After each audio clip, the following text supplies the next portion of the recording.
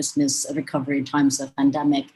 As we all know, 2020 has been a very challenging year for all of us, crisis unprecedented with a scale no one ever predicted before. And as we are moving forward to a better future, hopefully, let us today engage with a very fruitful discussion starting today morning till tomorrow.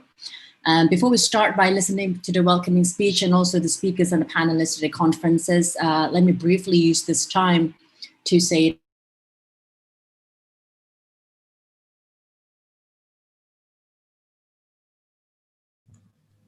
sorry, we cannot hear you. Please unmute.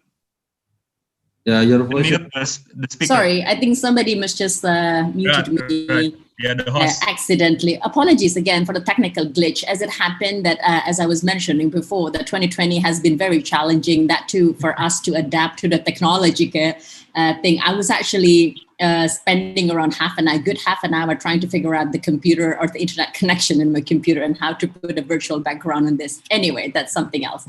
Yeah. Let me restart again by saying that welcome. And as we all know, the 2020 has been very challenging. And let me take this time to say thank you to our sponsors who have been very generous so that this conference could actually be done beautifully. The warmest thank you given to Pindad, Bank Mandiri, Pupuk Indonesia, Telkom Indonesia, Telkomsel, Telin, Bank BJB, Mitratel, Bank DKI, ABC Coffee, dan ayobandung.com.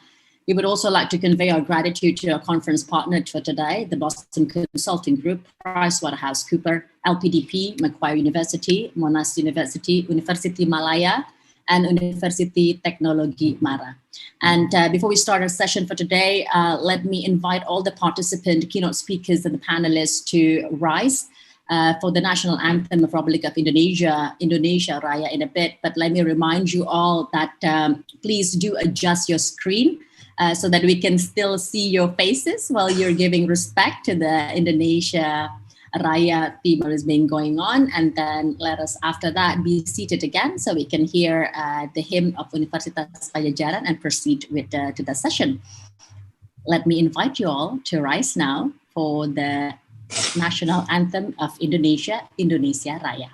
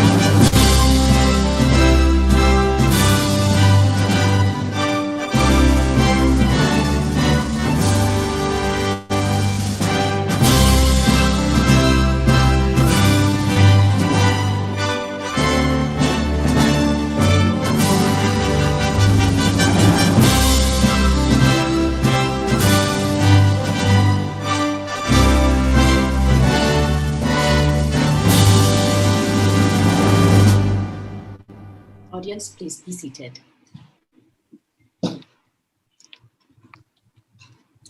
Thank you, everyone.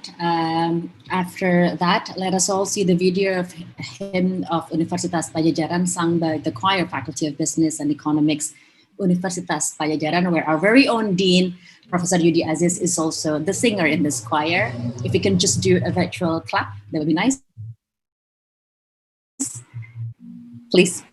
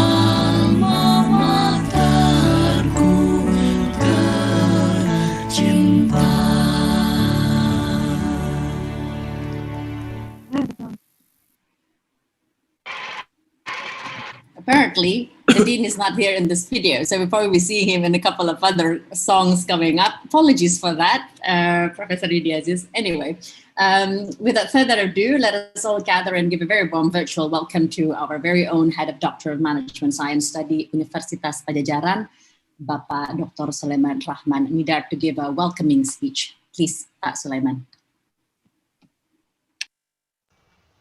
Okay, thank you. Assalamualaikum warahmatullahi wabarakatuh. Waalaikumsalam. Waalaikumsalam. Warahmatullahi wabarakatuh. Waalaikumsalam warahmatullahi wabarakatuh. Waalaikumsalam warahmatullahi wabarakatuh. Good morning, also maybe good afternoon in other area, and also good evening to also other area. I would like to thanks to all participants in this conference, especially for our rector, Universitas Pajajaran, our Dean of Economic and Business Faculty, Pajajaran University, and all speaker will come to Bandung, Indonesia, for Professor Muhammad Nazar Ismail from University of Malaya, and from Professor Barry William from Monash University, Professor Richard Badam from Macquarie University, Mr. Edwin Utama from Boston Consulting Group, Mr. David Wick from PricewaterhouseCoopers, Mr. Dwi Larso, PhD from LPDP, and Profesor Poppy Rufaida from Atase Kebudayaan Indonesia untuk Amerika Serikat, and also for speaker in second day from Financial Service Authority of Indonesia, OJK, Indonesia Stock Exchange, Bursa Efek Indonesia, and then West Java Province Government, PT Pupuk Indonesia, businessman, audience, lecture, student, and the committee of GARCOMBS. It is pleasure for us to be able to conduct GARCOM activities. GARCOM is the Global Graduate Advanced Research Conference on Management and Business Study, which have become a routine activity for doctoral degree for management science study program. And currently, GARCOM is the sixth activity. For your information, in this GARCOM or International Conference activity was started in 2013 as a facility for student, lecturer, and researcher in field of management and business for discussing about research, publication, and education. GARCOM is one of our media to exchange information about research or scientific development, especially in the field of management and business. And in 2018, GARCOM 5th as conducted in Thailand in Durakij Pandit University, and continue to 2020. Today, GARCOM in Bandung, Indonesia. So welcome to the participant and the audience in Bandung in Dr. Ilmu Management Universitas Pajajaran. A theme or doctoral degree of management science is an institution that educate doctoral student to be able to conduct research well, and is also required to exchange information about business and management through conference activity, as namely right now is international conference. Through this activity, it is hoped that it will be great benefit to our student and lecturer, as well as, of course, to the participant who attended this conference. GARCOM activity are held for 2 days. On the first day, the speaker will discuss the current condition and how to provide the best solution for especially in pandemic era. Meanwhile, on the second day, we will explain the business model as a dissemination of discussion from the first day session, or we discuss about pentahelic discussion. For the information, this activity based on the report from the committee was attended by 1,034 participants. So applause for the committee that can be, the join for the participant is about 1,034. So the paper have collected is about 100 paper discussing topic related to business and management, especially about business recovery during a pandemic. Participants come from more than 6 countries, such as from Australia, Malaysia, Taiwan, Thailand, Philippines, Mongolia, and of course Indonesia. The GARCOM or this conference event also coincided with the event to commemorate the 63 anniversary of Economic Business Faculty of University of Pajajaran. So, Dirgahayu, DS FEB UNPAD yang ke-63, leading and inspiring. And I would like to ask Dean and the Rector to give a welcoming speech to the participant, and also with respect to the Ibu Rector to open this event officially. The last but not least, again, thank you for participant, speaker, to the faculty and university, and thank you for the sponsor, PT Bank Mandiri, PT Pupuk Indonesia, PT Pindad, PT Telkom, PT Telkomsel, Telin, Mitratel, BCB, Bank DKI, and Ayu Bandung, and Kopi ABC, and other sponsors, which have supported the conference. Also, thank you for some university and institution, such as University of Malaya, University of Monash, University of Macquarie, University of Technology Mara, LPDP, Boston Consulting Group, PricewaterhouseCoopers, Ministry of Foreign Affairs, and also I would like to have a good conference and success. Thank you very much. Wassalamualaikum warahmatullahi wabarakatuh. Waalaikumsalam warahmatullahi wabarakatuh. Salam. Thank you. Waalaikumsalam warahmatullahi wabarakatuh. Thank you very much, Waalaikumsalam warahmatullahi wabarakatuh. Pak Dr. Sulaiman Rahman Nidar, for the welcoming speech.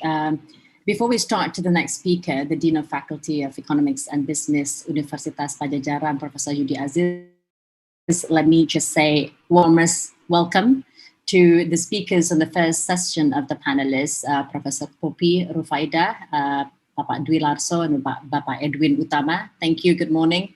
They're going to proceed now first with a speech by the Dean of Faculty of Economics and Business, Universitas Pajajaran, Professor Yudi Aziz, to give the speech. Please, Pak Yudi. Okay, thank you, Ibu Alia. Bismillahirrahmanirrahim. Assalamualaikum warahmatullahi wabarakatuh. Waalaikumsalam. Waalaikumsalam warahmatullahi wabarakatuh. Waalaikumsalam warahmatullahi wabarakatuh. Yeah, the Honorable Professor.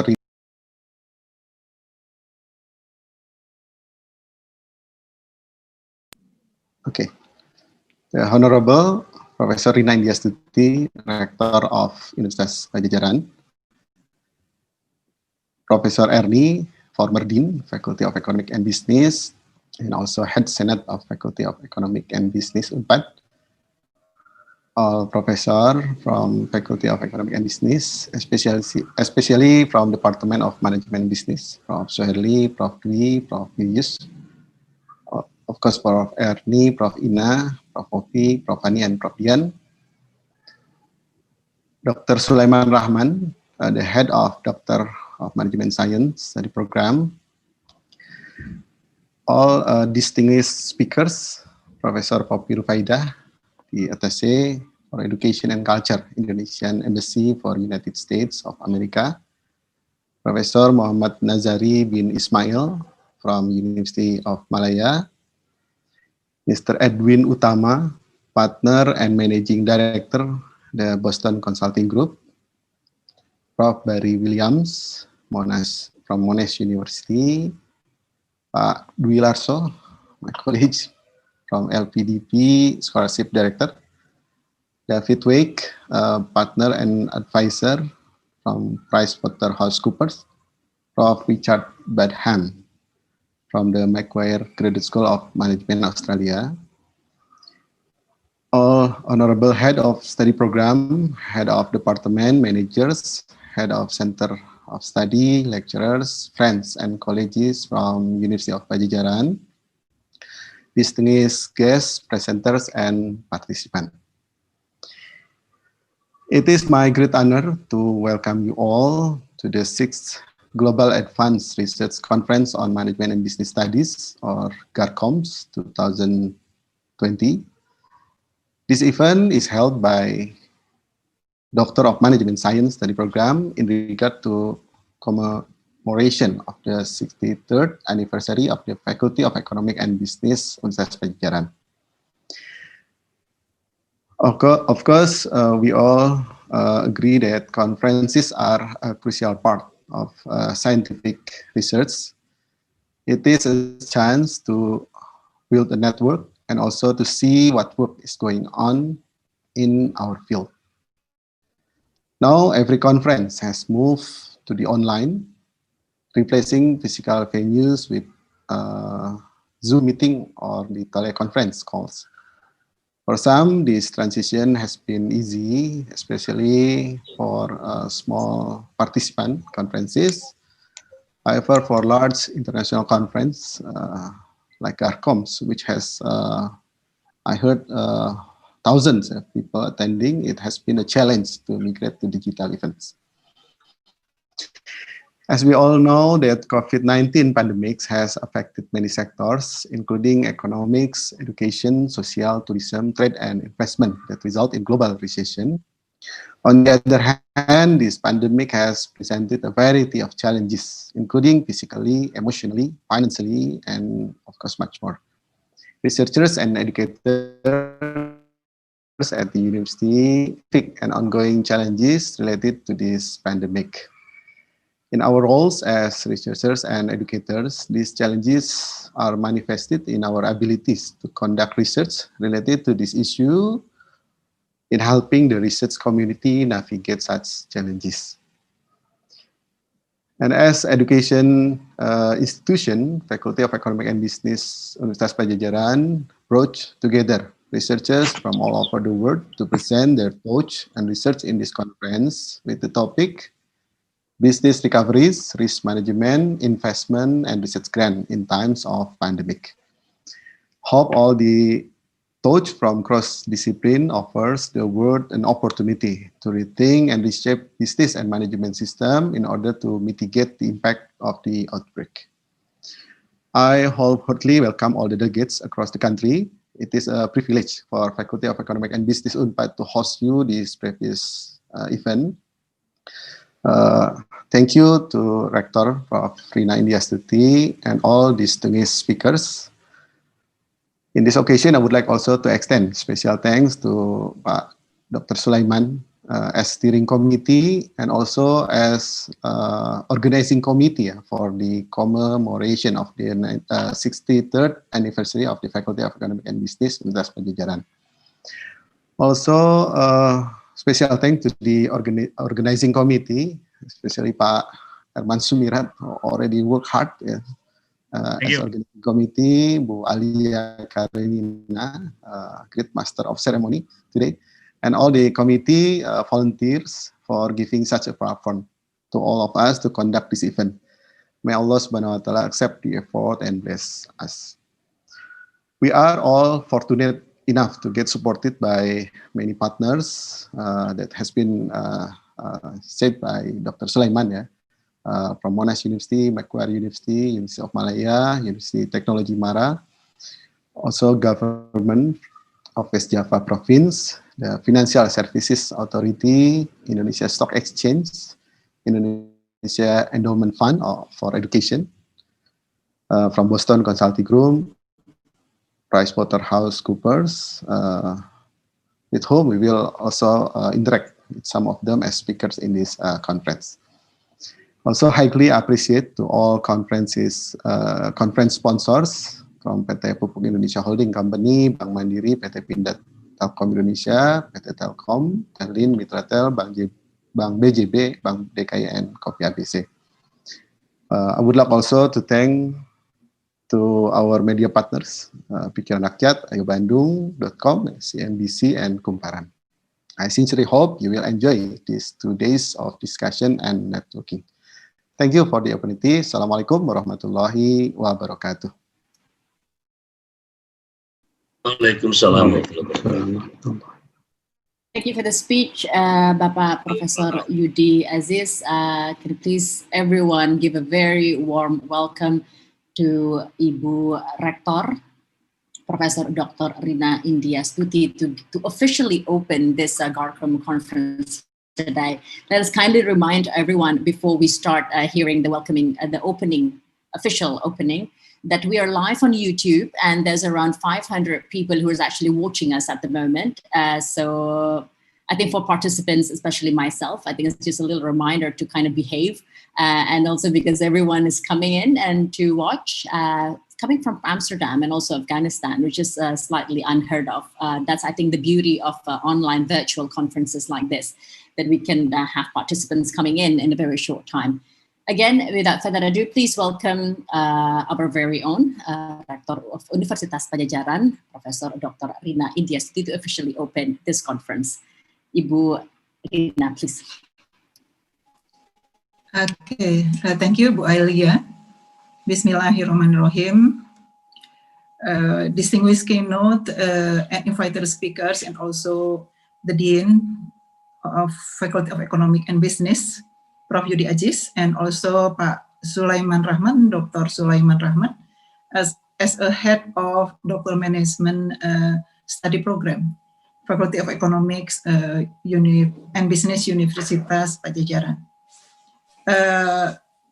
Also, Professor Erni Tisnawati, Head of Senate of Faculty of Economics and Business, Universitas Padjadjaran, and honorable distinguished speakers, Professor Dr. Muhammad Nazari bin Ismail from University of Malaya, and Mr. Edwin Utama from the Boston Consulting Group, Professor Barry Williams from Monash University, and Professor Richard Badam from Macquarie University, Australia, Bapak Dwi Larso PhD from LPDP and ITB, and also Profesor Poppy Rufaidah, PhD, Atase Pendidikan dan Kebudayaan Indonesia di USA, and Mr. David Wick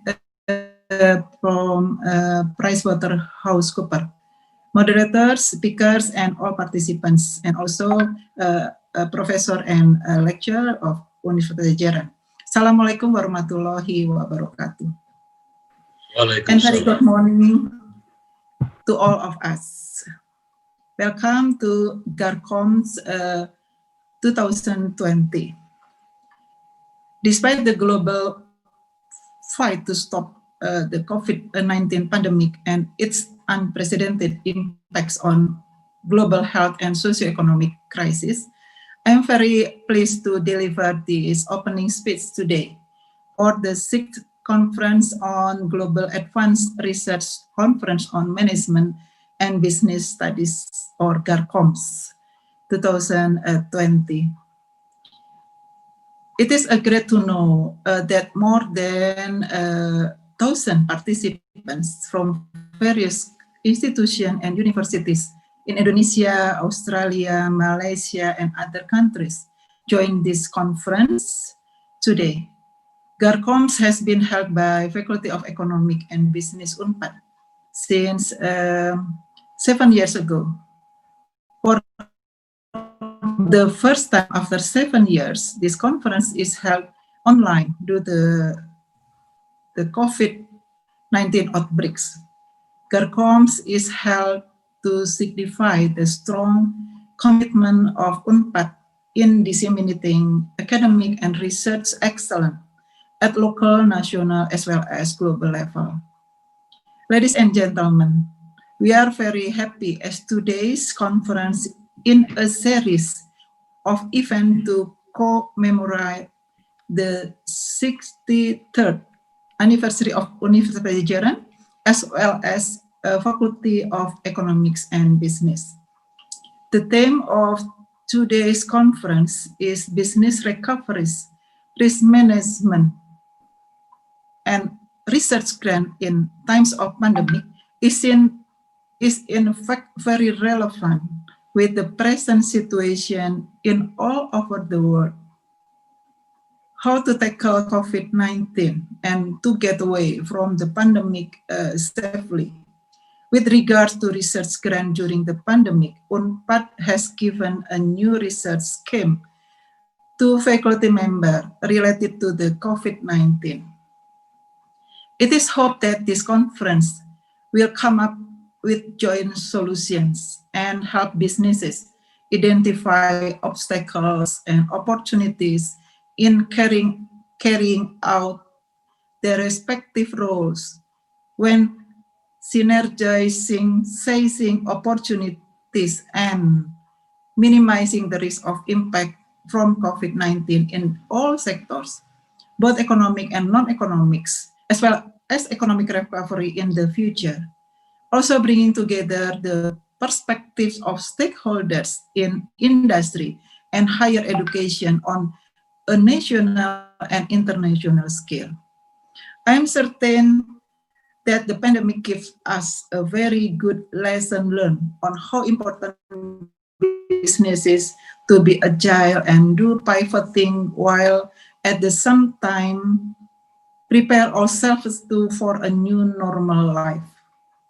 I believe that all participants will enjoy and gain new insight from the topics of this 2 days conference, delivered by all speakers, as they are very knowledgeable in his or her disciplines. I do hope all of us will be inspired after joining this conference. Finally, I would like deliver my gratitude to keynote and invited speakers and all speakers of today's and tomorrow conference, all participants and the organizing committee who make this conference is possible to happen. I officially open the conference by saying Bismillahirrahmanirrahim. Thank you. Have a fruitful conference. Assalamualaikum warahmatullahi wabarakatuh. Waalaikumsalam. Thank you, Ibu Rektor, for that. If you can just do a virtual clap that the conference is officially open. Thank you, everyone. Thank you, Dr. Sulaiman, Professor Yudi Aziz, and Ibu Professor Rina for the speeches. The conference is again officially open, and let's move on to the first panel discussion because I've been reminded by the conference organizer that we're 10 minutes running late. So I'm just going to get a speed up and reduce of my talking. We will be hearing this in the first session, 3 speakers presenting for around 20 minutes each. And we'll follow it up with the question and answer session for around another 20 minutes. Please do use the chat room facility on Zoom. I will be reading out the questions and distributing it to the panelists.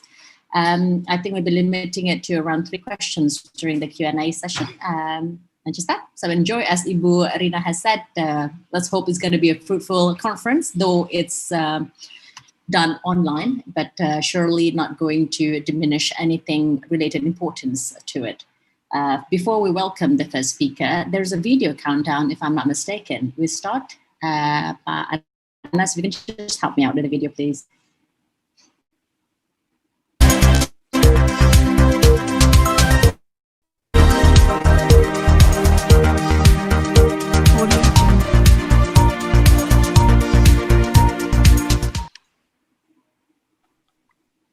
Perfect.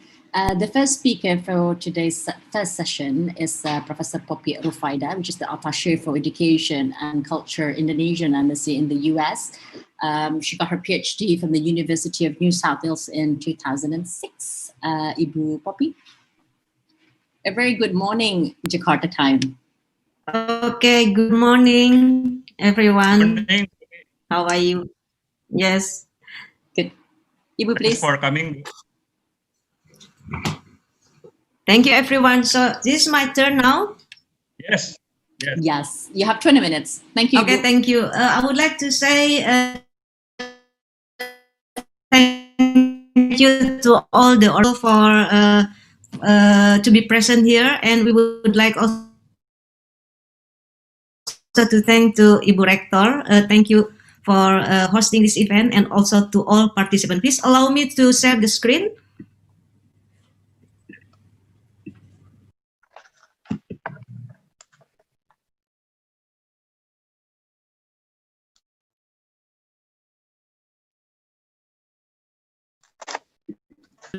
So to present here, invited by the committee, we would like to share about what is the challenges for higher education currently with the COVID and then also with global situation happening. So we would like to share some information what happened now in the US. So we know that it is very hot here, although fall season is coming. The weather is very nice, it's a little bit cooler, but the situation is a little bit hot because we are running for the campaign. We are going to have the presidential election. So we don't know for sure who will become the next president, whether Biden or Trump. But lots of information we can just Googling, yeah. It's very interesting, it's very hot, and then so many discussion going on about the presidential election happening in the US.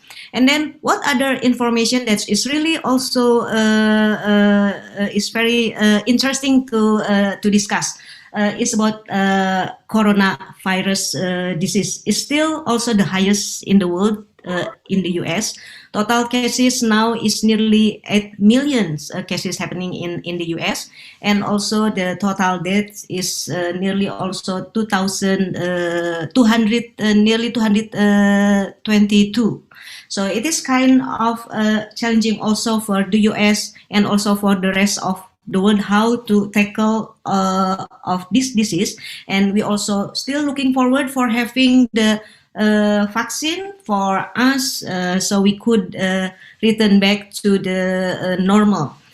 And also the US is an amazing country. Yeah, it is the amazing country. While we have COVID, the largest in the world, and also we just see Chris Cassidy, the astronaut from the US and also from Russia, just landed on Earth after they spent 196 days on outer space in the International Station space. So this is nearly 20 years of research has been done by the US in outer space. So it is a kind of amazing. While the US having lots of problem, but they still executing latest innovation and technology in space industry. And we also very eager to know what happened the government of the US in executing the policy, particularly in regulating the industry for the outer space industry. So we know that Elon Musk is the CEO of Tesla, is also on SpaceX, is the only space corporation that are given the license to produce or to manufacture and also to provide the services for rocketing the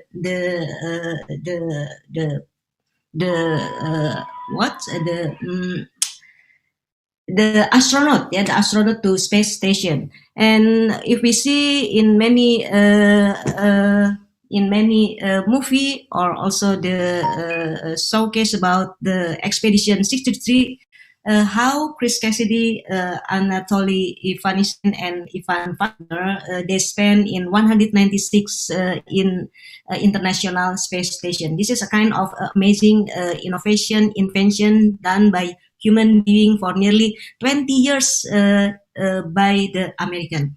So we have to learn how we could benchmark with this latest invention and innovation in space technology. Now we go to, I just pick up a very regular general information in relation to the topic of this conference about the survey done by Fortune 500. It's mentioned about how confident we are in seeing the future, particularly in relation to the economy and also to the business environment. We see in general, how do you expect about companies' total employment to compare to what it was in January 2020? So most of the CEO would expect that there is a slightly less or reduced number of employment happening in most of the 500 list Fortune company. So what is the impact of this prediction based on the survey done by Fortune 500 companies? So let's see what happened in the US based on the research. This is the data just released by the Bureau of Statistics of the US. The metropolitan area unemployment rate increased very rapidly, although the government of the US add more incentive and benefit to all the unemployed people in the US, but number are increased due to COVID. And we know that number of cases of COVID is not decreased, but is increased. So it happened because of many what situation is going on in the country. And based on the research also done by one of the prominent consulting firm, it shows that in 5 states like Hawaii, Kentucky, Michigan, Pennsylvania, and Rhode Island, it's found that the unemployment benefit applied by the government increase the likeliness of the people to stay positive in seeing the situation. And we see that number of unemployment still increase, and then still very vulnerable for certain jobs. For certain job, you can see here in California and in New York also is very high. And then we see here in Florida and in Texas also is very high. There are around 24 million total new unemployment exists in the US based on the survey. So based on the survey also shows what industry affected by this COVID situation. Firstly, the largest unemployed people affected in the area is in the accommodation and food services, and then second in retail trade, and then the third is healthcare and social assistance, and etc. You can see in the data shows that most of the industries and occupation are affected by the COVID pandemic situation. And we have to think, because of this impact of the COVID to the industry, we have to think how we could prepare ourselves from the education sector to provide job opportunities or the capacity or capability of our students to cope with the situation. Yeah. And then we see here also based on the cluster in certain states, like in California, the industry hits largely in food services, in customer services, and also mostly in the service industry area. Across a sample of 8 representative state taken to study based on this consulting firm, it shows that the total employment by sector in leisure and hospitality industry is not the largest, but in professional and business services is hit largely affected by the situation. So it is really affected the educational industry to prepare how the university could prepare the student to face with the reality of the no job opportunity to be applied by the graduate because of this situation. So of course we have to think about what kind of curriculum, courses, or competency or skill to be provided by our student due to the unavailability of job position in the industry, because COVID-19 has affected the industry where the job are gone, are missing. This is also very interesting. There are top 15 occupation by absolute finding increase in job posting, and then also compared to top 15 occupation by absolute decrease in job posting. So as interpreter and translator, there is the increased number of demand in the industry. In health industry, there is the increased demand. So we, as the regulator in the educational sector, we have to see the composition, how many students we could accept in the university in relation to the demand of the interpreter and translator in health industry. Do we have to increase number of students in medical faculty? Or do we have to reduce number of students in the medical industry due to of the increased demand of this kind of jobs? And we see here in retail industry, there is the decrease nearly 15% retail salesperson, and also in other services. So this means that do we have to reduce number of students in, for example, in the faculty of economic and business compared to the faculty of medicine? Do we have to increase number of students in computer engineering due to the increased number of the industry demanding the skill in a graduate who has the capacity in computer science? So this is very interesting data. So we have to see the 15 job occupation available demanded by the industry should be adopted by the university in preparing the graduate to get the job.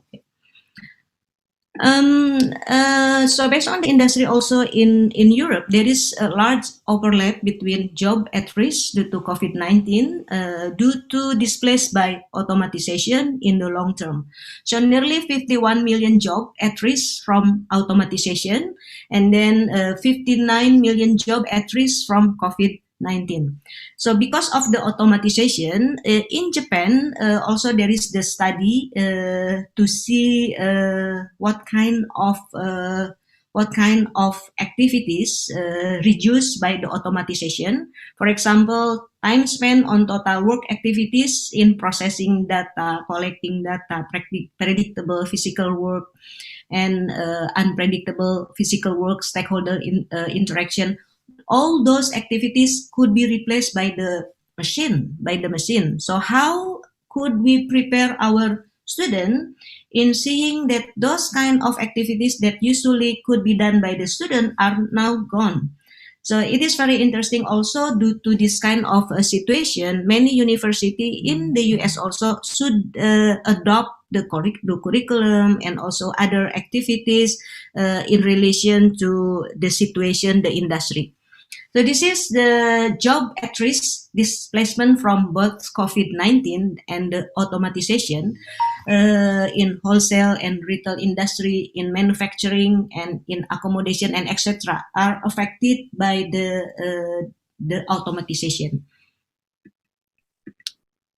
So the question here is how could we adopt with the situation of the changing environment, changing the structure in the industry, and then also the need of the industry do they still need the graduate with the capacity? Do they need the graduate from the educational industry with the standard that we have set up until now, or do we have to create additional indicator to be able our graduate to fulfill with the demand of the industry?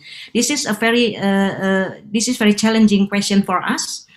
So based on the research also, it shows that the graduate not only should have the business skill, but also technological skill and also analytical skill. So there is the demand now. Our graduates should be prepared by the ability to become the data scientist. It means that they have to see how the data to be transformed to become something to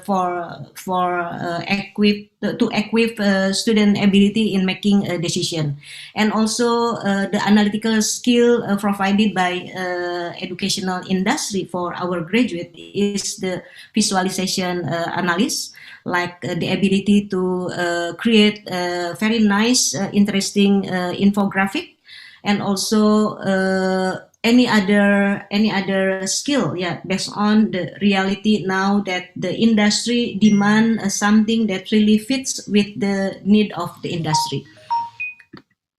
So there are also the survey share of job that can be done at home. So nearly maybe 60% to 70% of university in the US now executing online courses. And then maybe around 30% still using hybrid model. So it means that the students still can come to see the lecturer and also doing the online for certain courses. So this is list of job that can be done at home by occupation, such as computer and mathematical occupation, education, training, and library occupation. So we see that the library that usually packed with students are empty because of the policy of the university not allowing the student to stay in the library, but they have to do at home to do all the assignment. Legal occupation, business and financial operation occupation, management occupation, art and design, office administrative support occupation, architecture, and etc. And do we think how we could replace the opportunity for the student to provide the internship while the many corporations are closing the opportunity for doing the intern? Can we provide the model how we could execute the virtual intern for our student in order for them to learn, to be able or to be adapted with the demand of the industry? So this is the list of job that can be done at home, and also they can still earn money to fulfill all demanded by the industry. And healthcare, transportation, healthcare support occupation, farming, fishing, and etc. From number 45, like farming, fishing, forestry occupation, it is also challenging. Not all skill could be fulfilled by the graduate because certain competency should be prepared by the student. So this is the visualization of share of job that can be done at home. And this is share of job that can be done at home also by industry. Educational services, one of the highest industry that still can provide the capacity for doing things at home. So this is very interesting. Professional work, scientific and technical services is the second. And then management of companies and enterprises, finance and insurance, information, wholesale trade, and extra. So you can see here the opportunity about a share of job that can be done independently using remote approach. So the people can still work using online, and then the output of the job still can be performed. U.S. higher education institution now also facing. Apologies, Ibu Poppy. You have another 2 minutes. If you can just wrap up. Okay, thank you. So, what is the challenges for us in the higher education institution? We might face the budget shortfall due to of the situation, because number of students may be a thing that continuing the study to higher education is not the right time to decide during COVID-19, and then they postpone to continue their study. Some of the students they postpone until next year. Some of the students decide to continue until the situation return back to the normal situation. So this is the situation predicted in the next 2021 due to COVID-19. And I think this is my last file about the scenario and also normal operation in higher education institution until summer 2021 due to COVID-19. So we have to be more confident for providing a better option for our graduate. And then my last slide, are we going to provide our student only with ijazah, lulus dengan ijazah saja, pass with certificate? Are we going to provide the student the opportunity to become job seeker or job creator? There are two questions that need to be answered because of the current situation that faced by us. Thank you. Thank you so much, Ibu Poppy, for that presentation. Can I please invite the second speaker for the first session, Bapak Dwi Larso, PhD, who's a LPDP Scholarship Director. He's also a lecturer at SBM ITB, and who got his PhD and also his master's from Oregon State University. But will you be present? Yes. Yeah, perfect. Good morning. Floor is yours. Mas Dwi, thank you for coming, Mas Dwi.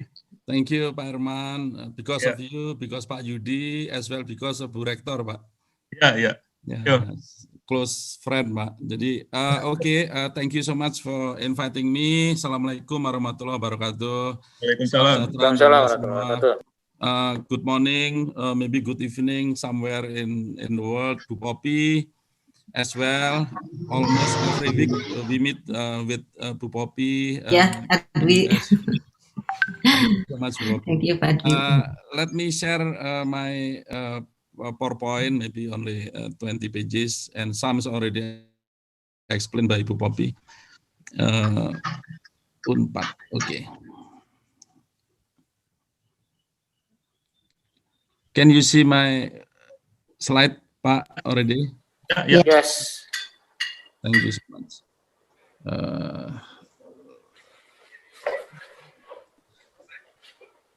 Okay, I would love to share LPDP for sure, and before that, I would love to remind us as an intellectual, one of us actually intellectual in Indonesia.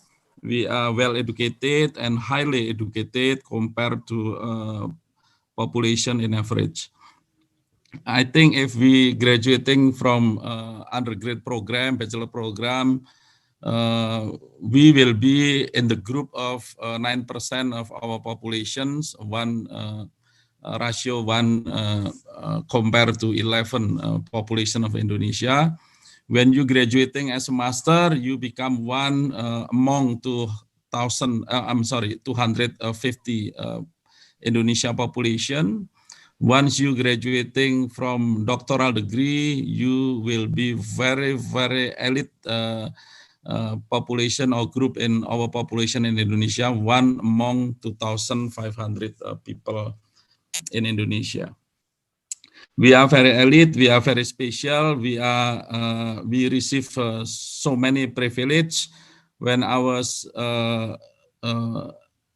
student at ITB, I paid 27.000 rupiah ya, I said in Indonesia ya, malu ya, 27.000 rupiah in semester. Yeah. So actually our people, our government pay for our education more than what I pay or what my parent paid actually. if some of you receive LPDB scholarship, you only 25,000 people among 270 million people population of Indonesia, and you become only one among 11,000 people of Indonesia receiving LPDB award, scholarship award. You have chosen one. So when you have privilege, for sure, it comes along with responsibility. I hope that all of us will be a solution to many problems in Indonesia, but the issue in Indonesia, in Indonesia language, rata-rata lama sekolah, ya, school years, years in school, Indonesia is 8 years, not even graduating from middle school. That's the fact, and the fact as well, almost 50% of our high school graduate cannot go to university or higher education. So this is big problem as well for us. And another problem, actually, graduate from university even not becoming a solution, but add more problems to our country. Yeah, the growth of graduate that could not find job actually in the highest among other groups. So this is a reminder for us as elite, as intellectual, how to solve this problem, become solution for many problems in Indonesia. I remind myself and as well you all that the role of intellectual is not easy. It requires curiosity, honesty, open-mindedness, rational, trial and error, experimentation. I think we need more and more of this, not as an intellectual that can be bought by money or by facility or by other reward. So we need to do our job as an intellectual, do good research, decent research, robust research, starting from observation, analysis, reflection, and then do some testing, and the result actually we light a candle in the dark. So that's the role of intellectual. From the fact become knowledge and then become truth, but I think the real truth is only belong to God Almighty. This is, I think I always remind the awardee of LPDP, try to understand what's our role as intellectual. It involves intelligent and persistent endeavor to revise current belief without errors, and as well try to add accuracy what we believe now. So sometimes we live with so many myths in Indonesia, and then we try to without the mythos that error, and then try to add accuracy if we believe something is it's a correct one. This from Dewey 1916. During pandemic, Ibu Rector already mentioned. I think we are at the same page now, all over the world, not only in Bandung, not only in Indonesia, but all over the world. Suddenly, everything stopped. So many economic activities stopped and then shifting. So this kind of giving us a new playing field. The old one will be replaced by the new one, and the big one will be replaced by the small one, which is maybe more agile, slimmer, and then become a leader in the future. So, and then this pandemic remind us that we have to go back to the essential of our life. The essential of our life, I think, is only between me and you, human being, and then me and nature, and also as a persembahan, as a glory to glorify our God, our Allah Almighty. That's it, I think, right? So as in the field of business, I think this is a new opportunity for small business to go bigger, to grow, and I think based on our life experience. Any pandemi, any bencana be thankful. We have to be truthful with all what happening here and try to bersyukur everything happened to us, and always do our best to take advantage, to take opportunity to make our society better, our organization better. So I think try to be better, always creating a new entrepreneurs. Entrepreneurs doesn't mean that you have to start your own business, but entrepreneurial attitude can be conducted by just like us as a lecturer or researcher, even employee, which is entrepreneurial employees. The ones that always try to create or to capture opportunity, try to make it happen as real, tidak omdo ya, tidak omong doang, and always try to provide something valuable, high value. I think this my definition of entrepreneurship. So everybody can be entrepreneur. As a Muslim, we know that we have to be rahmatan lil alamin, give makna, keberartian bagi alam. That's what I believe, that everybody need to be entrepreneur. So you from Faculty Economic and Business, I think we have same as me from School of Business and Management ITB, we have more responsibility to spread this spirit so everybody can be entrepreneurial. I don't have to teach you about this, self-confident, etc., being optimistic, creative, resilient, perseverant, passion for opportunity, creativity, etc. Tolerance for ambiguity is very important. So in my opinion, is one of our responsibility actually to create, like Bu Poppy say, job creator or job seeker. I think if we can develop 25% of our graduate becoming entrepreneurs in 5 or 10 years, the many problems in Indonesia will be solved. So I call it Pabrik Wirausaha Indonesia, and I think in 2021, if I understand what government will doing, we will have so many entrepreneurial factory in many university in Indonesia, and I believe that we have to have ability to create or to develop 25% of our graduate becoming entrepreneurs. This must be a structure, systemic and massive, because this problem is a whole nation problem to create jobs as well, actually to increase, to utilize what we have in a local content or local context, because entrepreneurial always looking for uniqueness, always looking for difference, always looking for diversity. So I think this is very good for Indonesia. So now I come with my job right now at LPDP, Indonesia Endowment Fund for Education. I would love to share what we have. We receive endowment fund from government, for sure from taxpayer. So amanah to LPDP, we will use the yield of the endowment fund to fund scholarship and research. Usually scholarship almost 80% or at least 80% of the fund.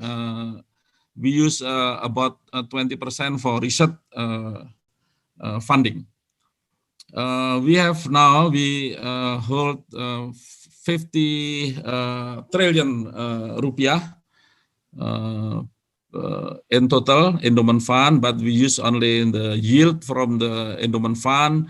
Every year is about 3-something trillion rupiah that we have to spend for scholarship and for research.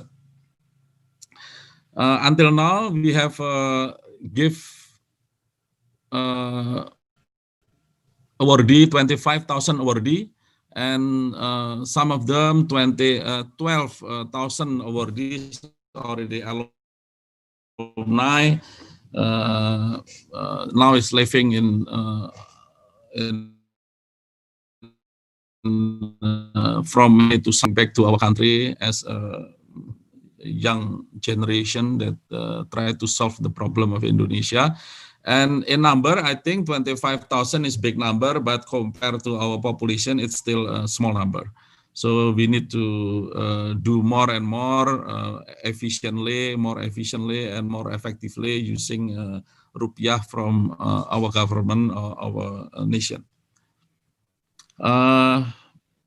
We give scholarship to all province in Indonesia, but still, you know, the center still in Java and Sumatra, and we have challenges to spread more and more, giving affirmative action to other area, especially in the eastern part of Indonesia. Hopefully in 2021 we can do more in the area. Spreading in all over the world, our awardee. The scholarship consists of three things: affirmative, targeted, general. I should mention that in 2021, I think we can as well not only graduate scholarship, but as well we can help undergrad program like Kampus Merdeka program. We can fund very super incentive scheme to support our government mission. And you can see in the targeted area, there will be area scholarship that dedicated specially for entrepreneurship, industry, technology, and digital. I think without the economy going on, we will have a big problem. So we support FEB if you do spreading the spirit of entrepreneurship for your student as well. Affirmative targeted comprise of almost 80% of all scholarship funding. So only less than 20% spent to general public involving regular scholarship and world top rank university. Our scholarship cover all, especially for doctoral student, include family allowance as well, but not for master degree because it's very short time. 2020, in the middle of pandemic, we think that LPDP must present in the pandemic, and we support, and we believe that developing human resource cannot be stopped only because of pandemic COVID-19. So we try to conduct opening recruitment for limited area, lecturer, teacher, as well actually specialist medicine, doctor specialist, and as well for the top world rank university in the world. The research comprised of three things: competitive research, invitational, and as well international collaborative research. I can say that yearly now is increasing rapidly. This year we spend almost maybe 500 or 600 billion rupiah this year. So it's increased very high for research funding, because so many research need for pandemic as well. Include RISPRO by competition, invitation, international collaboration, as well mandatory. Especially for international collaboration, the example is like the offering include a long-term funding commitment, high incentive for researcher, as well for tools and equipment incentive. LPDP offer training overseas, including diaspora, event, support Ristek BRIN as well, the program of PRN, COVID-19 Consortium. MIRA is MIT, ITB Research as Alliance, and I think it's not only ITB, it includes many universities in Indonesia. This is the goal: funding international class as well, producing actually Q1 scientific publication, IPR, and try to push to the hilirisasi, to the real industry. Hopefully we can improve quality and productivity of Indonesian research, Indonesian intellectual. I think that's all that I can share. I still have time if to entertain a question and answer later on. Thank you so much. Assalamualaikum warahmatullahi wabarakatuh. Hopefully it helps. Waalaikumsalam. Thank you so much, Pak Dwi. Before we invite the next speaker, we are also inviting the participants to ask questions to the speakers. Please use the chat room Zoom on this, if you can see it on the screen. I'll be reading it out later on during the question and answer after the presentation from the third speaker, Bapak Edwin Utama. Bapak Edwin Utama is the partner and managing director of the Boston Consulting Group. He worked at the BCG since 2005, if I'm not mistaken. And he leads the firm's Jakarta office and got his master from Kellogg School of Management and bachelor from ITB. Pak Edwin, please, the floor is yours. Pak Edwin, you here? Yeah, he still share his screen. Oh, perfect. Okay, so good morning, everyone. Yeah, hello, Pak Edwin. Thanks for coming. Thank you. Thank you. It's great to be with all of you this morning. I hope everyone is healthy and safe. Yeah, sure. So, first of all, congratulations to the leaders, Board Rector and Organizing Committee. Special thank you to my friend again, Pak Herman. Yeah, sure. For giving me the opportunity as a speaker. Yeah. So let me start with one graph. Actually, if you don't mind, is it possible for someone actually to project the slide instead? Oh, okay. Can the IT helps to share the screen from internals?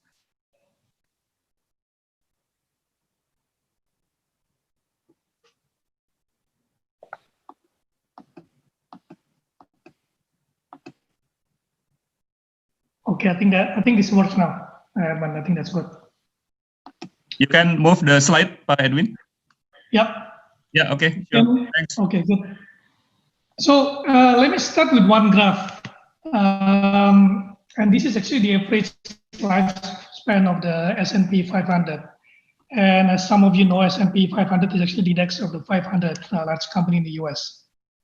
And the graph actually measures how long a company stays at S&P 500. So what does the graph tell us? Right, I think there is one very fine insight coming from the graph, that every now and then we have shocks and adversities. And these shocks and adversities create opportunities actually to be new winners. In the 1960s, the average lifespan of the company is 61 years.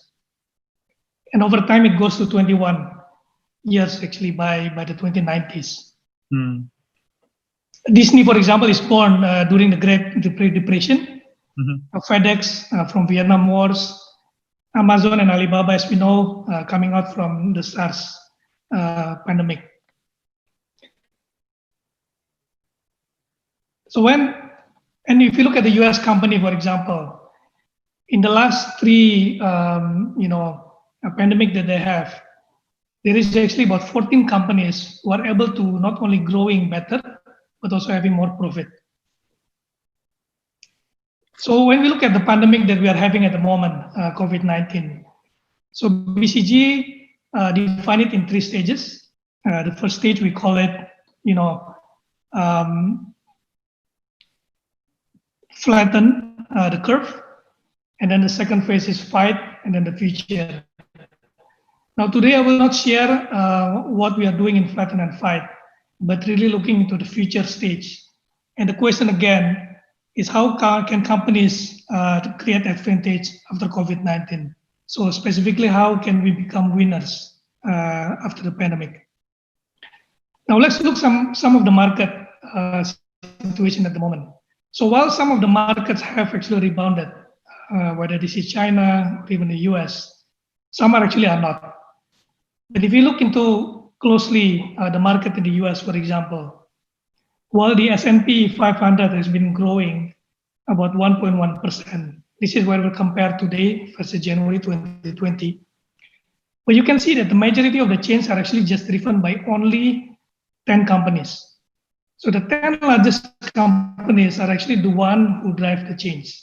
And the rest of 490 are actually quite negative when you combine in total. So again, while the market have rebound, some of them, this is actually coming from just some of the company. Now, when you look into the valuation of a company, first of all, the fundamental actually have not exactly recovered. And if you look at the forward earning estimate, it is actually going down by 15%. So people believe that 12 months from now, the earnings are still down by 15%. And if you look at the alternatives, for example, the US Treasury, and you look at the real return, which is actually the estimate of the return minus the expected inflation, this is still below zero, right? And at the same time, when you look at the multiples, it's actually going by 22%. So again, this tells us that the behavior of the stock increase for some of the market are not exactly because of the valuation, but more about they don't have better alternatives, right? So people are still cautious about it. And this we expect will continue to happen in the short term. When you look at, for example, one metrics, which is a global policy uncertainty, we are actually at the all-time high compared to what we experienced in the past. And the slow recovery is expected, right? So BCG has estimated about 4 scenarios in the future. And some of the most positive one will suggest that the global economy will probably start either by second or third quarter in 2021. But having said that, when you look into some of the news in some of the global medias, you start seeing news that company begins shifting gear towards winning in the future. So some say, for example, that the companies are starting to look into targets for M&A. Some are starting to look into fundamental change of the company. Now, this is another interesting graph actually for considerations. So we have a BCG Center for Growth and Innovation Analytics, and we partner with a Quid, which is a company in the US that are able to parse information about data, right? And what's interesting about this is when you look, so these tools are actually able to read about 900 financial reporting in Q2 2020. So they look into it, they use the big data analysis. There are some of the interesting insight actually when you combine it together. So 41% company, for example, believe that the growth will return, although we have to navigate some of the near-term challenges because of the uncertain recovery. Many believe that industrial shift will have to be necessarily done and accelerated. I think about 20%, 12% also say that competitive advantage will come from resilient and digital business model. If you break this down into a bit more detail, right? And what we have done is essentially the tool compare between what is written in the financial report in Q2 2020 compared to what we say in the financial report in Q4 2019, right? I think what's interesting is about 32% in the first one, more mention about innovation than before, right? So when you look into the financial report of 900 companies, there is more mention about innovations, about reimagination of the product, reimagination of the service for the new reality, right? About 70% also mentioned about the cost cutting to be a lot more agile and resilient. 16% about increased agility. 7% about environment and also governance. 20% believe that they actually must focus on the core. And then 5% mention about embracing the change, right? So this is, again, another example where companies actually start to think about, not only winning, in the short term, but thinking about the long term. So this is the framework that we use in BCG to suggest how companies can think about not only navigating out of the crisis, but becoming the winners after the crisis. So there are 3 areas under what we call perform, which is how do we prosper in an environment of elevated uncertainty and volatility, and 3 areas around thrive, which is how we pursue opportunities for growth and competitive advantage. So let me go through the point one by one. So the first one is about, what we call always on strategic planning to enable decision making with real-time data. So in the past, companies are used to thinking the strategy in 5-year horizon, right? Those of us who have been helping Indonesian companies, they call it RJPP, Rencana Jangka Panjang Perusahaan, which is about 5 years. That cannot be done anymore, right? So best practice company have started to break down the cycle and really shorten it. And one company that we have been advising, for example, put it to the extreme, whereby they actually break down the budgeting into two-week cycle. And not only shortening the time of doing the planning, they also increase their antenna. So they look for signals like on and offline traffic, social media trends, and being able to incorporate them in the planning so that they will be able to say, what will be the new product mix and optimizations of the advertisement and so on and so forth. The second one that the company does is to ensure offer communication to the entire organization to deliver best practice for the customer. So in the past, companies believe that having multiple channels are good, right? They call it omni-channel. So as a result, many companies actually build many channels, whether that's telesales, call center, branch, and so on and so forth. But the problem is often these channels are actually not integrated and streamlined. And as a result, for the customer point of view, they don't have a good experience. Now, during the pandemic, the need to integrate and reduce channels is even more important than before. So by having channels that talk to each other, that will enhance the customer experience. And especially with the fact that some of the channels, especially the offline channels, are no longer going to be effective. So being able to reduce the channel, but actually increase the effectiveness has been proven actually to increase, the customer satisfaction and also the return for the company. Now the third one is also very important, right? It's about de-averaging your portfolio and also allocate the capital smartly.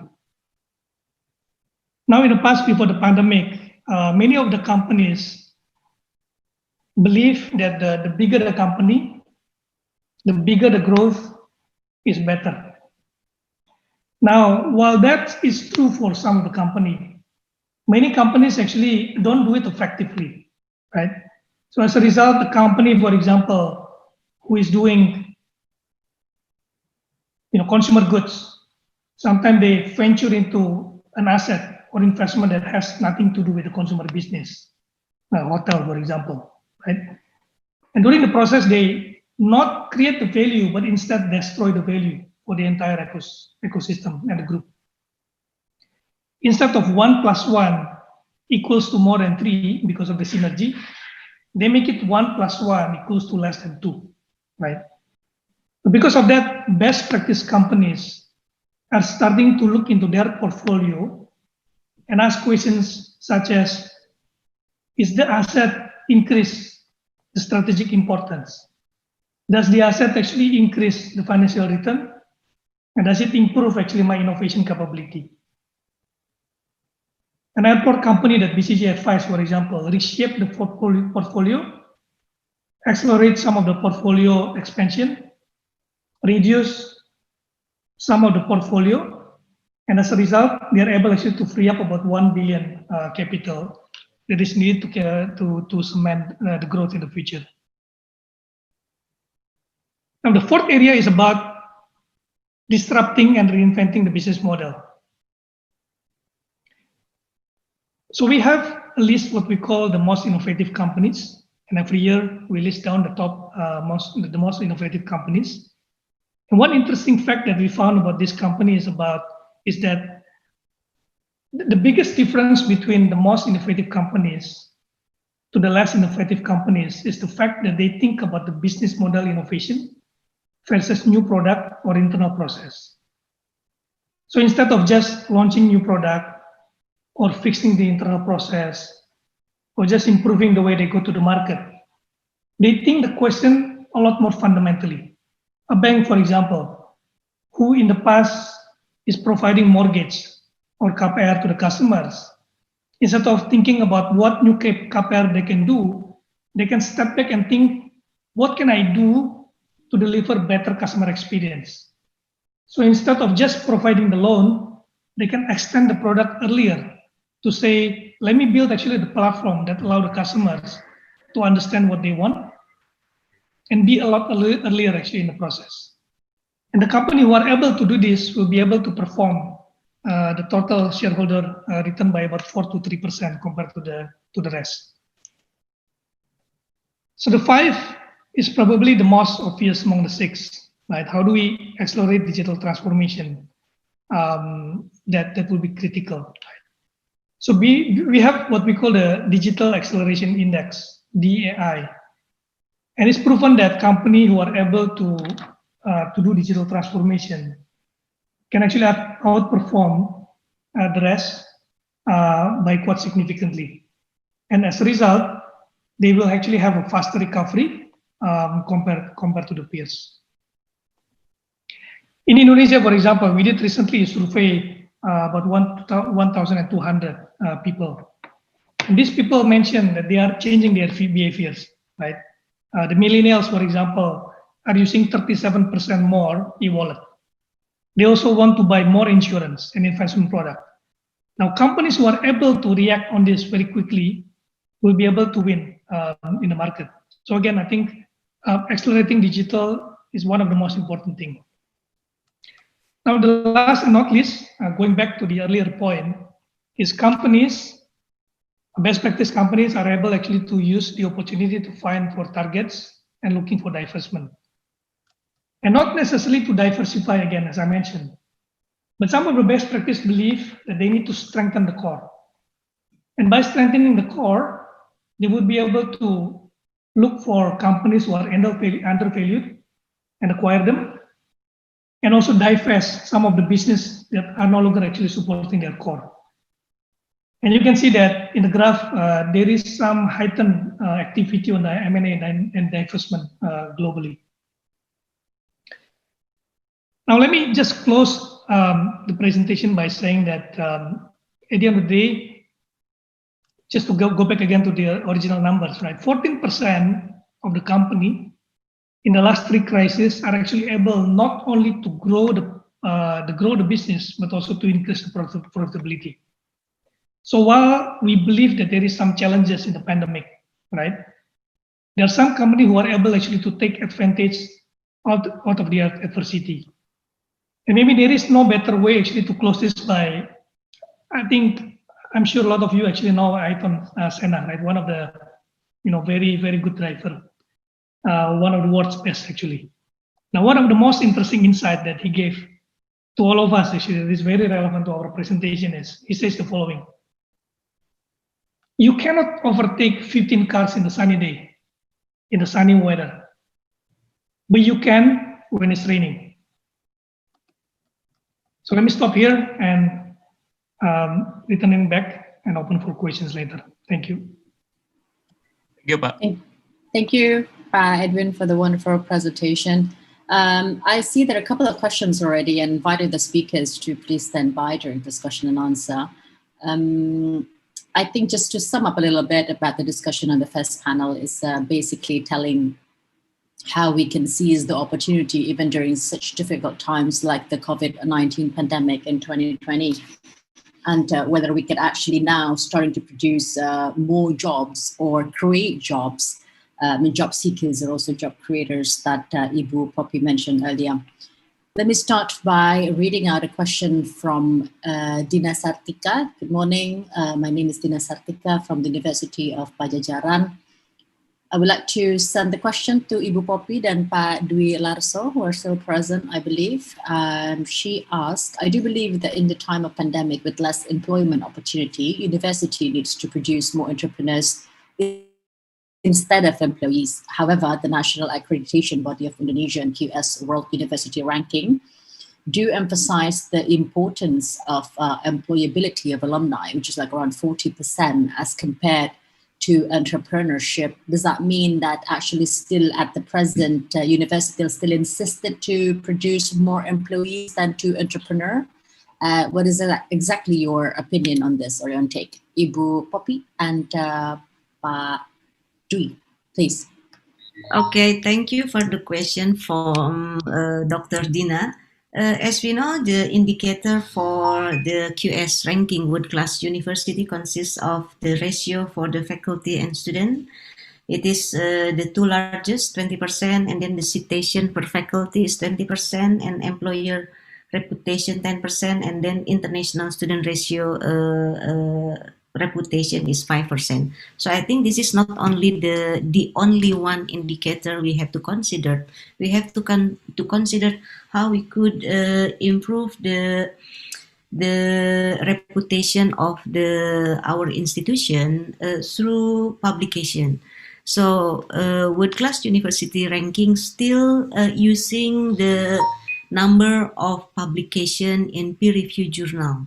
It is not negotiable, and then we have to push our human resources or faculty or academics from the university to have publication in peer-reviewed journal. And it is very costly, I know, and then it's a long process, but we have to be able in one road to reach this goal. This is one of the indicators.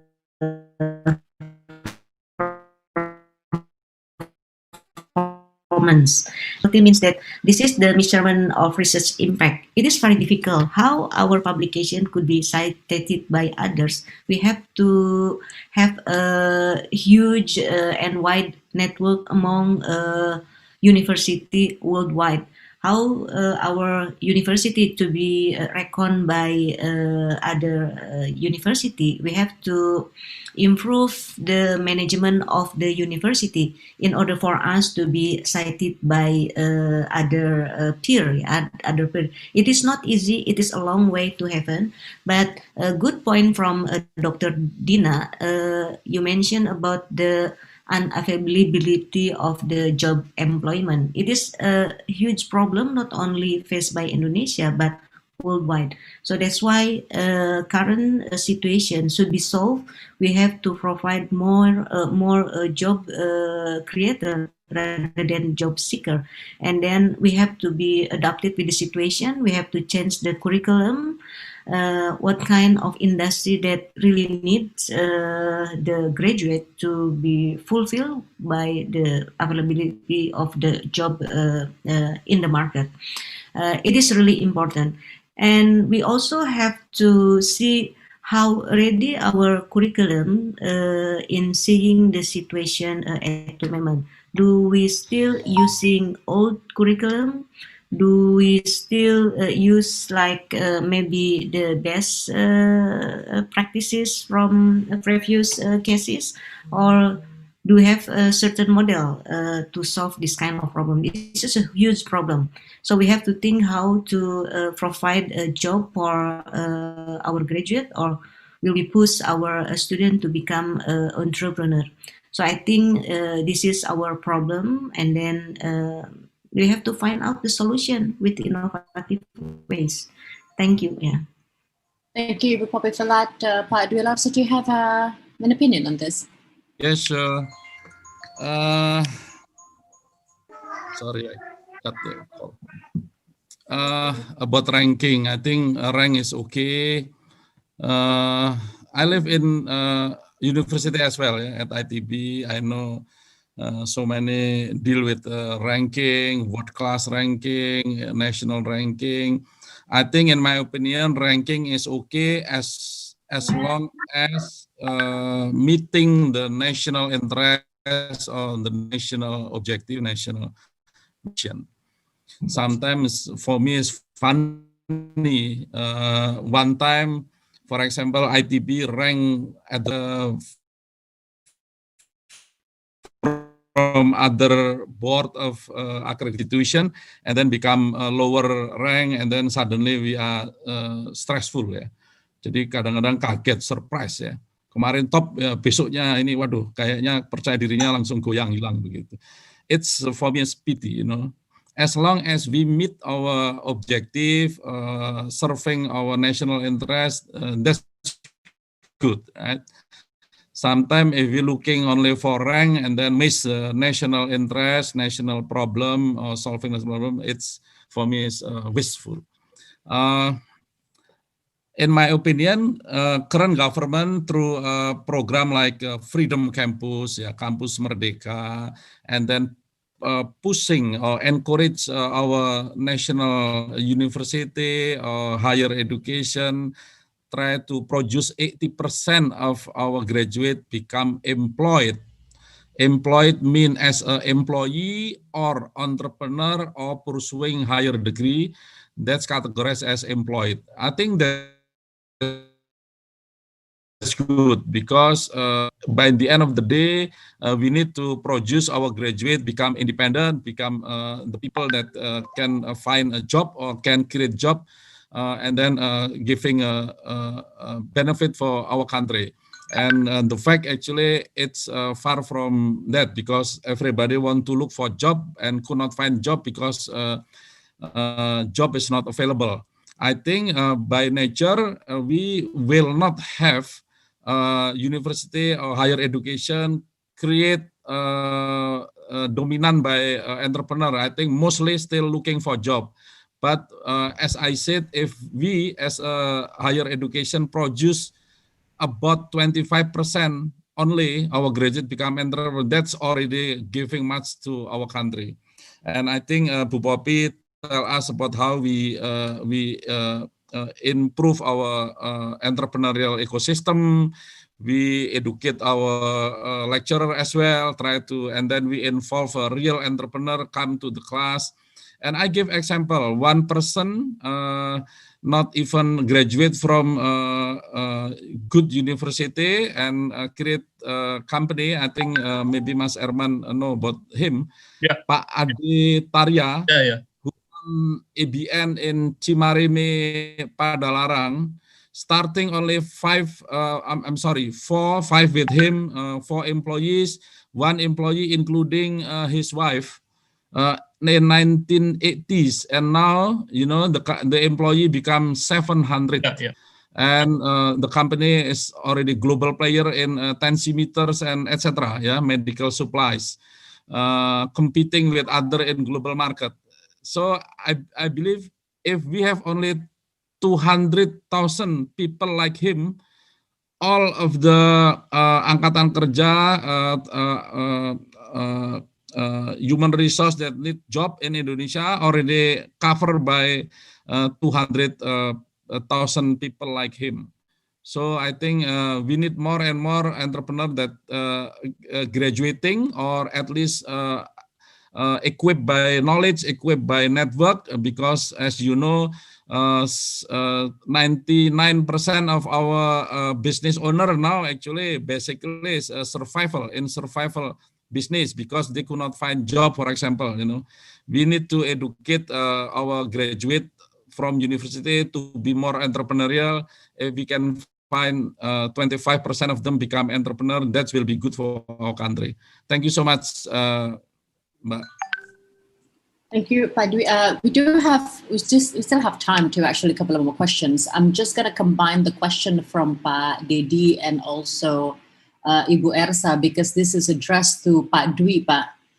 From Ibu Ersa is asking about, does LPDP have a special program in response to the COVID-19 to ensure that the postgraduate education scholarship, is there certain like an increase or a decrease of a number of applicants in this for this year? And Pak Dedi is asking, same on the case of a pandemic situation, that a lot of students who got the scholarship cannot be going overseas this year. And how exactly does LPDP maintain the situation, and what is probably the solution for it prepared? Thank you, Pak Dwi. Thank you. For sure, it impacts us quite high, because our business process actually involving face-to-face interaction during interview, etc. And the problem as well, the border now closed, except maybe for several countries. But the money is there. The money is not going anywhere. The money is there. We can use for next year. And as well in our pipeline, LPDP pipeline, maybe more than now is about 2,000 awardee waiting for departure to overseas or in Indonesia waiting for letter of acceptance, etc.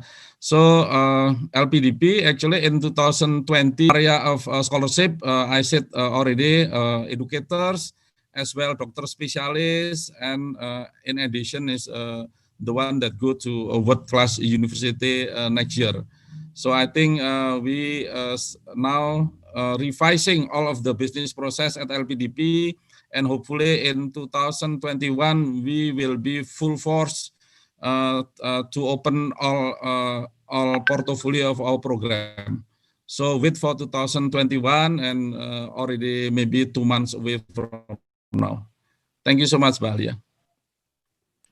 Thank you. Do we have any more questions for the panelists for this session? I mean, like, let me just say welcome to Professor Barry, who has joined us, and Mohammed Nazari is also here, I suppose, the second panelist. We have a little bit like more time. Alia, can I have ask a question to Edwin? You? Yeah. Okay, please go ahead. Yeah, my question to Edwin, it's very interesting to see your presentation, and then there is a research that showed, I don't know in global or US, that the company must have the innovation, and also cutting the costs, and how do you think about the model, can the model applied, in all sector in Indonesia, as we know now in Indonesia we have a digital business, but they still burning the cash flow, and then they inviting private equities, but I don't know it is becoming a bubble or not someday, because we also have the experience in US.com bubble, during early 2000. Okay, so the trend maybe, Edwin, you can see that the trend maybe in the future we will have a light asset strategy, So a company doesn't have a hard cash, but how about the innovation itself, Because innovation sometimes spend huge capex, and the lifespan of the company becoming shorter, So we just spending huge capex, like maybe Telkom, for 5G, 4G, at the competition, and then the life cycle of the technology is very short. So what do you think, about spending capex, but the product or the maybe income generation, or revenue stream, is only short. That is my biggest question, because we spend huge capex, And then the second one, Edwin, BCG is well known for our student for BCG metric, cash flow, star, and then question mark, dog, okay, quadrant, about that quadrant. Now, do you think it still apply? This is very simple question, because in management strategy we always teach about BCG model, the quadrant model, the matrix between market share and growth, is that still applied, during this, after the COVID-19 pandemic, whereby maybe the business model is changing a lot, That is my question, Thank you. Maybe I need your comment, Edwin. Thank you, Pak Herman. On the first one, the need for Indonesian companies to innovate is also true. And it's driven by two reasons. Number one, first of all, from the consumer side. We did a survey recently to around 1,200, Indonesian citizens, right? And they mentioned that their behaviors will change. So, for example, they will use more e-wallet. They will actually use more investment. So, companies definitely have to react to that, right, for them to remain relevant. Right? But the question becomes, what kind of reaction, right? And as you mentioned, the cycle of the product is actually shorter. You need to save the cost is actually higher, right? So then the way to answer that question is to really understand what the unique value propositions of the company, and be very, very clear in terms of using the investment actually to strengthen the core. So, for example, right, one of the sector in Indonesia that I know very well is financial services, right? And we know that, the most successful banks in Indonesia are actually the biggest. The top 5 banks are actually the one that create most value for Indonesia. Now, the thing is, they have so many assets, right? They have so many branches across Indonesia. Now, do they need to innovate and suddenly becomes fully digital? BCG doesn't believe so, actually. In BCG, we believe what we call a bionic banking. It's actually a combination between using a human touch, but also high technology, right? So then with that situation, instead of investing 100% on the fully digital solutions, why don't you use existing asset, which is your team, your branches, to make them a lot more agile and to make them a lot more digital, right? So the investment that will be needed for this kind of company is not to build very sophisticated system. But for example, a simple tool to be given to the RM, the salespeople, so that they can serve the customer actually a lot more productively and a lot more effectively. And so I think that's one. Secondly, Pak Herman, I think one of the things that needs to be done for the company is actually to think a lot more shorter, right? So they cannot plan something that is 3 years from now. They cannot even know what happens in 6 months, let alone 3 years, right? So the kind of investment they need to do has to be, for 3 months or 6 months period, actually. Yeah, so I hope that answers the first question, Pak Herman. I think on the second one, indeed, we invented BCG Matrix a while ago. I would say still very much relevant. It's going back to what we call the portfolio shaping for some of the best practice companies. It's questions about what is your core, what is your star, what are some of the question marks that can actually deliver the value for you, but not what is some of your cash cow that you can actually extract the value out of it, but what are some of the underdogs, right? And being able to quickly identify which part of the business are actually stars, dog, question mark, or cash cow are probably more important than ever at the moment, especially because we don't have much cash, right? And we have to be very focused on the business going forward. So that would be my comment on that one, Pak. Thank you for the great question. Yeah, sure, excellent, quite clear. Thank you very much. Thank you, Pak Edwin and Pak Herman. Do we have any more questions for the panelists on the first session? No, I don't think so. Enough. Thank you so much for the speakers on the first session. Please don't go anywhere yet, because we do have an e-certificate which is going to be given. I mean, virtual e-certificate, though it's going to be given virtually. Apologies for that. Pak Sulaiman would be so kind to give the e-certificate to the speakers in the first session. Yeah. Is Pak Sulaiman still here? Pak Sulaiman. Yes, I am here. Okay, perfect. Okay, go ahead. So thank you for sharing the time, spending the time. Thank Professor you. Poppy Rufaida. Ibu, thank you. Thank you. Thank you very much. Poppy, terima kasih. Bu Poppy, terima kasih. Yeah. Because right now in New York, Alia, maybe it's already like 10 p.m. Yeah, 11 p.m. It's in the evening. Yeah. Thank you very much, Professor Poppy. Yeah. Thank you, Bu Poppy. Ya, terima kasih Pak Sulaiman. Sudah biasa Bu Poppy. Terima kasih Pak Herman. Terima kasih. Terima kasih juga. Bu Poppy biasa tengah malam itu. Iya. Dengan Pak Dwi terus-terusan. Makasih ya, on time Mas Herman. Thank you so much. Okay, thank you so much. Ya, Pak Dwi, thank you. Maria, thank you so much, Maria. Oke, Pak Edwin, this is. Salam kenal Pak Edwin. Iya. Salam kenal Bu Pak Dwi. Pak Edwin keren. Pak Edwin is a President Director for BCG ya. Wah, saya mau minta PowerPoint-nya, keren presentasinya. Pak Edwin, thank you Pak Edwin. Terima kasih sama panitia Pak Edwin. Anaknya Mama. Terima kasih Pak Sulaiman, ya, Pak Herman, panitia. Ya, terima kasih banyak Pak Edwin. Thank you very much for your time. We will contact you later ya. Don't be if we want to contact you, and I hope you can always easily to be contact and join our event. Thank you. Definitely, Pak Herman. Thank you. Thank you for the opportunity as well. Appreciate it. Thanks, Ahid. Yeah, have a good day, everyone. Right. Thank you, Pak Sulaiman, for giving the e-certificate and also the speakers on the first panel.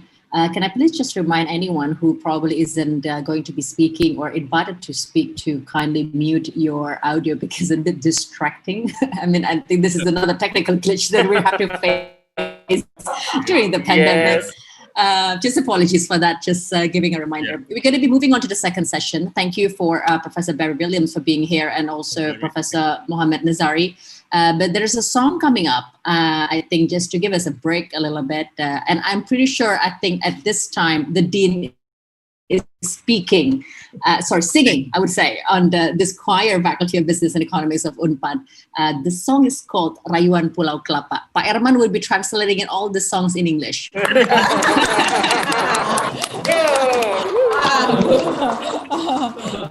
been waiting for that. Oh, goodness.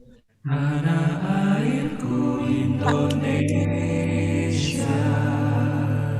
negeri elok amat ku cinta, tanah tumpah darahku yang mulia, yang ku puja sepanjang masa. Tanah airku aman dan makmur, pulau kelapa nanaman subur, pulau melati pujaan bangsa sejak dulu kala. Indonesia.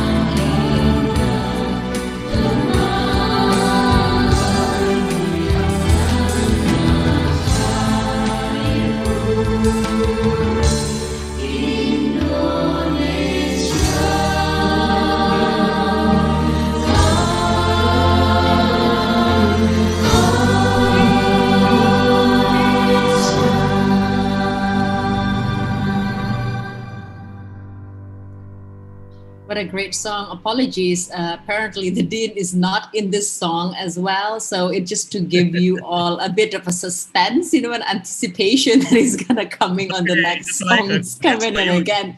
Right. It's like a gift for you. I know. Pak Herman was translating it with the invisible subtitle. So if you guys can't see it, and I think the internet connection in your place is not that great, or the Wi-Fi is not doing well. It's hidden somewhere. Yeah. It's hidden somewhere. Anyway, hope you enjoy the songs. We'll be moving on to the second session, which is another panel of discussion. 2 speakers coming in, and each of the speakers will be talking for around 20 minutes. And we'll be followed again with the question and answer session, another 20 minutes. Please do prepare your questions. You can write down your questions anytime during the session. Just write it down during the chat, Zoom, in the room Zoom. I'll be reading out later on. Can we please give a very warm welcome to Professor Barry Williams from Monash University, who's an associate professor in banking as well.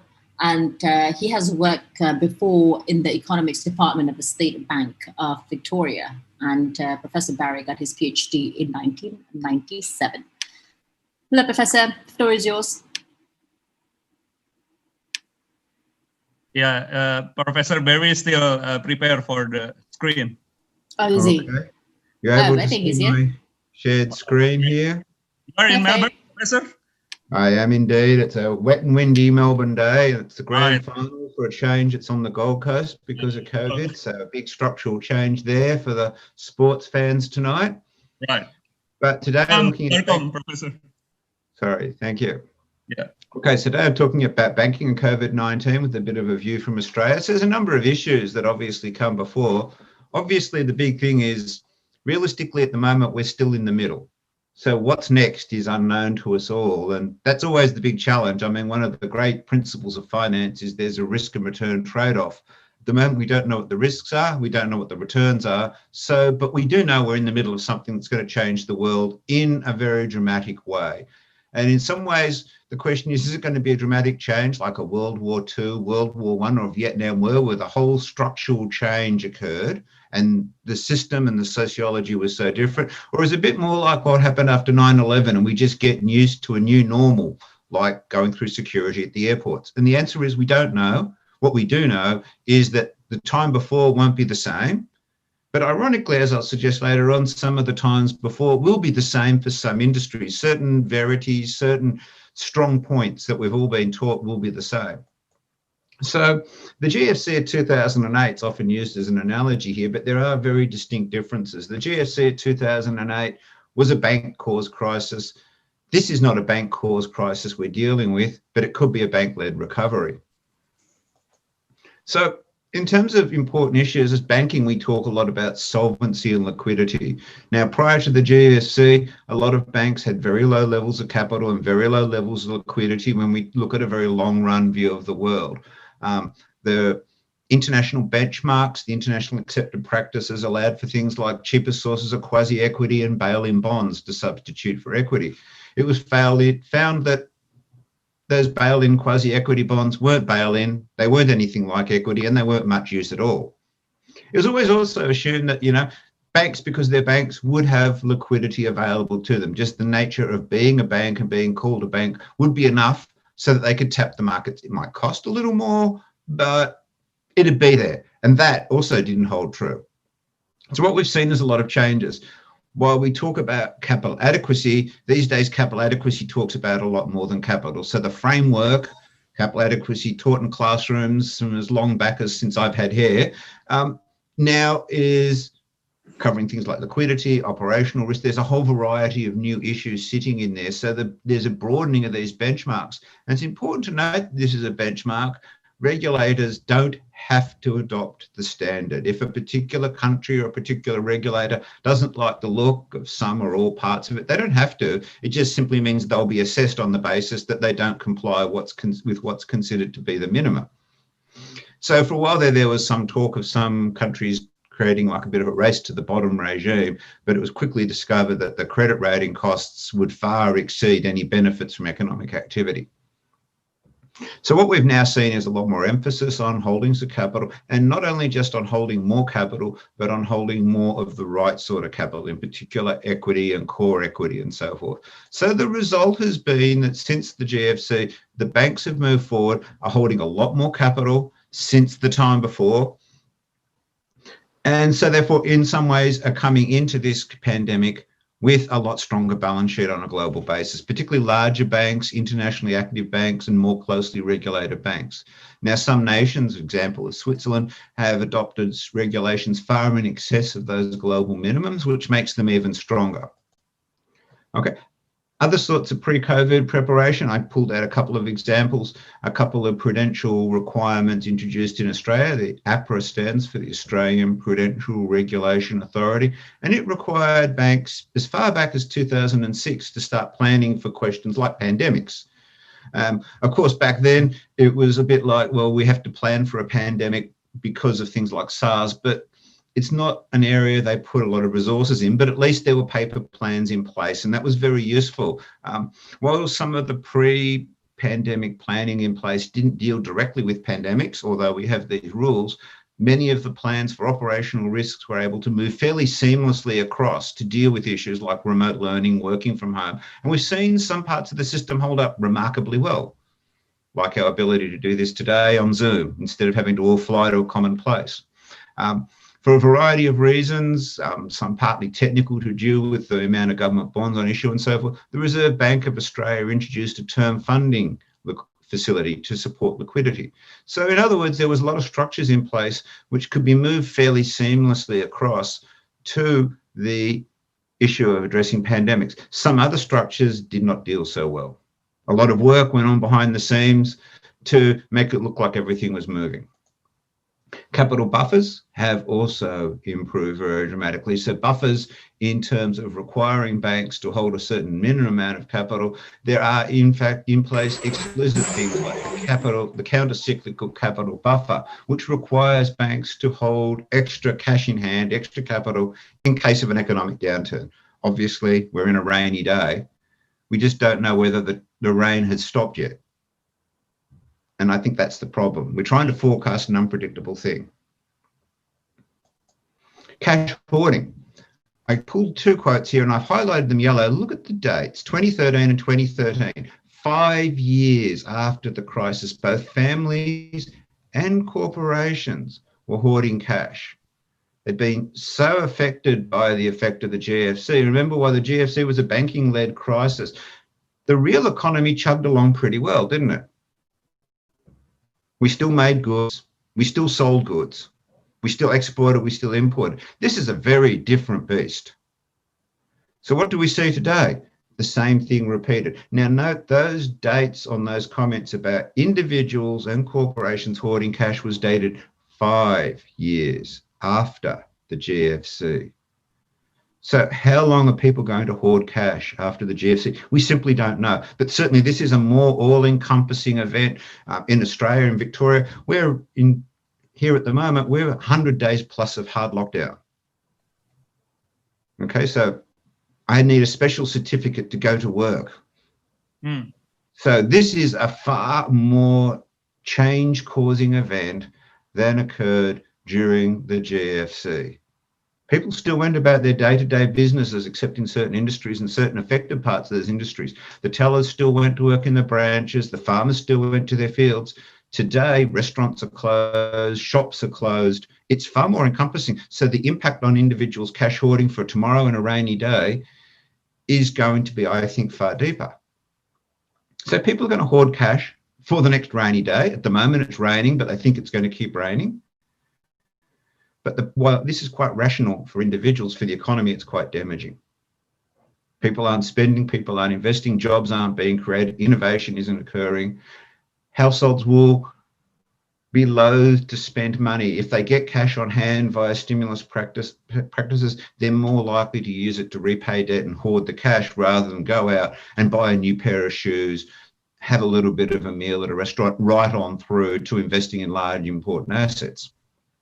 The other thing is we went into COVID-19 with interest rates historically very low. So the monetary policy arm doesn't have a lot of room for manoeuvre. Now, if you remember your history of the GFC, one of the trigger factors was a fact that the New York Fed put its interest rates up. And that caused a lot of loans to go into distress, which triggered the whole deck of complexity. Governments are sort of compensating for this low interest rates at the moment by increasing spending. We've got a bunch of programs in place, small business supports, rent relief, labour support and so forth in different countries in places, but that's not an infinite solution. Low interest rates are as low as they can go. Changing, for example, the Australian interest rate setting from 0.25 to 0.1 isn't going to be as stimulative percent proportionally. Okay, the GFC reforms have put the banks in a much stronger balance sheet place, but the question is, they are very uncertain about the future, like we all are. We're all dealing with the same level of conjectural uncertainty. We're unsure about the future path of loan defaults. They're unsure about which industries are going to be hit. We know we've experienced a change. We don't know what we've experienced the change to. So which industries are going to be the winners and losers? We know some obvious winners: personal protective equipment, medical related, certain logistics companies have done very, very well. But at the same time, airlines, coal and gas, and a number of other industries have done really badly. Will those industries turn around in the future? I'll come back to that point. Now, Gies and Haldane, Haldane being the governor of the Bank of England, argue that banks can lend more if they have the capacity, but will we get the banks to lend more? Yes, they certainly have the capacity, but also, as we know in finance, an important issue is always picking the right moment. Is this the right moment? Do they believe it's the right moment? And so I've highlighted here, bunkering down, and that's an Australian term for pulling a strong roof over your head, shutting the doors and windows, and sitting on your hands and doing nothing. So bunkering down means doing nothing. Australia's banks brace for recession. We're in a technical recession. The World Bank's predicting very bad economic numbers globally for next year. There's a few countries like China which have staged a rebound, but for most countries it's going to be minus X%.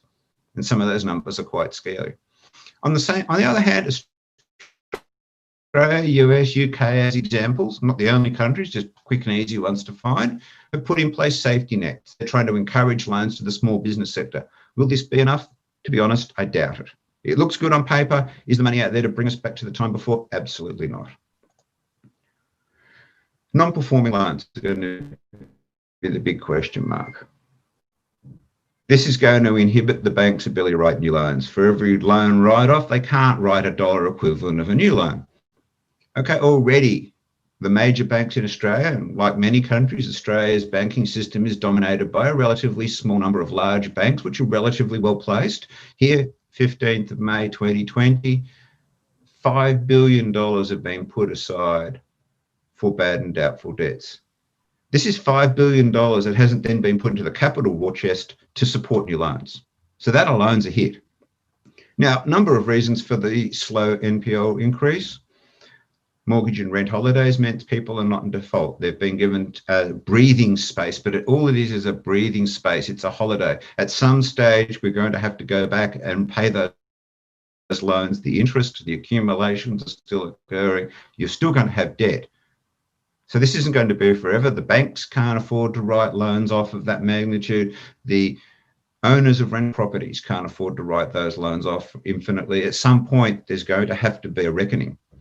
The government's increased spending and job support programs, and many of those job support programs have meant people have been having an income safety net, which has basically meant they don't have to adjust their lifestyle. So at this stage, we know things are slowing down. We have hit technical recession, but I don't think the worst news is yet to come. And in Australia, individuals could get early access to their retirement savings up to a particular limit. And we can see here $34.1 billion has been paid out to individuals in access to their early retirement. But there's a fixed amount. No one can access more than $10,000. So it's a Band-Aid.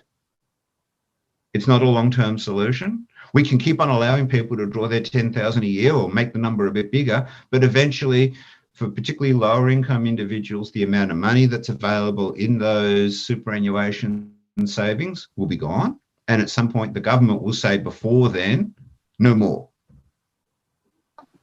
So this is, again, just a Band-Aid, a measure to get us through the transition to what is going to be the painful. Also, the other thing you have to bear in mind, non-performing loans are always a lagging measure. We won't see them peak until up to 18 months, depending on the country, before the economic cycle bottoms. So we're going to have to wait 18 months before we see the worst news. Cash injections, mortgage holidays, all these sort of things have simply pushed any defaults forward. They have given some people a chance to restructure their lives, and some people will respond to that positively, deal with the new world in the current jargon, do a pivot, reassess the world and adjust, and some people will just view that as we're going to go back to the world as before, and it won't. We are in a global recession. 2020 is the key year. Banks are watching and waiting, and if I was running a bank, I'd be doing the same. I'd be watching and waiting. The other thing we have to bear in mind is in the lead up to COVID, a lot of countries had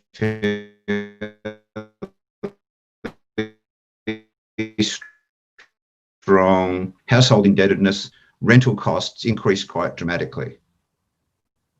And so the loan decisions made there where people spend more than was usual as a percentage of their disposable income. They indebted themselves more and more, often relying on being a two-income family for longer than was usual. All of those situations have built up a level of household indebtedness, and we don't know where the damage is going to fall. But we can be sure that it'll be most likely to be younger, lower income people who took out mortgages within the 2-year window prior to COVID-19 that are most likely to be hit. Older mortgages, people more mature in their life cycle are less likely to be hit. But say a young graduate who graduated, say in about 2018 or thereabout, took out a mortgage on their first job and borrowed up to the hilt to get the best house they could afford, they're the most vulnerable to this new sector. So banks are re-evaluating this, and that re-evaluation will slide into what new loans will be written. So loans subject to repayment deferral, we're sitting around about 10% of the total loan portfolio on various temporary loan deferrals, which counts to just a bit under $250 billion. That's a lot of money that's sitting in that question mark category. Now, some of these people will go back to work. Australians will go back to having their lattes, sitting in their cafes, going to their restaurants and buying their clothes again. That's just deferred. So some of this loan deferral will simply snap back. Some of it won't. Some industries have been affected forever. How close do we want to sit in a restaurant to each other in the next period? It'll all depend on the medical results, won't it? Vaccines, how much we trust the vaccines and how willing we are to take those vaccines on board, and then how effective they are in creating the sufficient level of herd immunity. They're not trivial activities, I know that. I'm just not qualified to say anything more than that. Okay, so we've got increased reserves. That means the capital that the banks have got available to write the next layer of loans has been reduced. So new loans are going to be harder to get. Automatic rollovers, so when our loan matured and we roll it over to a new loan, and this is mainly in the business sector, these are going to be less automatic, and banks will be looking more closely at their credit book preemptively to try and decide which loans to deal with now and which loans to be a bit more gentle with, a little bit more forbearance. A prime source of revenue for banks is net interest margin, the money they make from borrowing money and lending money. Banks are not a charity. They do this for a business in the same way as we know when we go buy a bag of rice or a pair of shoes, we know that they're selling it to us for more than they bought it for. We accept that. In banks, it's just a bit more obvious to see that. We can see the deposit rate, we can see the loan rate. It's just the price of doing business with that model. It's called a net interest margin, and it makes up a significant proportion of bank revenue. Now, these have been under pressure for several decades now. I've written several papers over the years on this, and the downslide has been continuous. Each year, it's not a very big number, but it can reflect literally billions of dollars in real values rather than percentage values. There's a number of factors. Increased competition. The internet, the introduced technology means it's easier for us to search for alternatives. The disruptors coming into the market offering new models where they only target certain niches or certain marketplaces, technological change, again, changing the way the bank's doing business, and a low interest rate environment have all built up here. But there's nothing new here. The banks have compensated for this by going into non-interest income side of things. But many of those non-interest income revenue sources which were propping up return on equity and thus generating revenue for capital reserves are also under pressure. We've seen far less underwriting. Funds under management are moving to lower fee-based funds, cash funds, index funds, and so forth. So that source of revenue is under pressure as one example. The competition from technological change, disruptors and so forth has meant bank fees on the retail accounts have also shrunk and changed a bit. But that's not actually the main source of revenue in the non-interest space.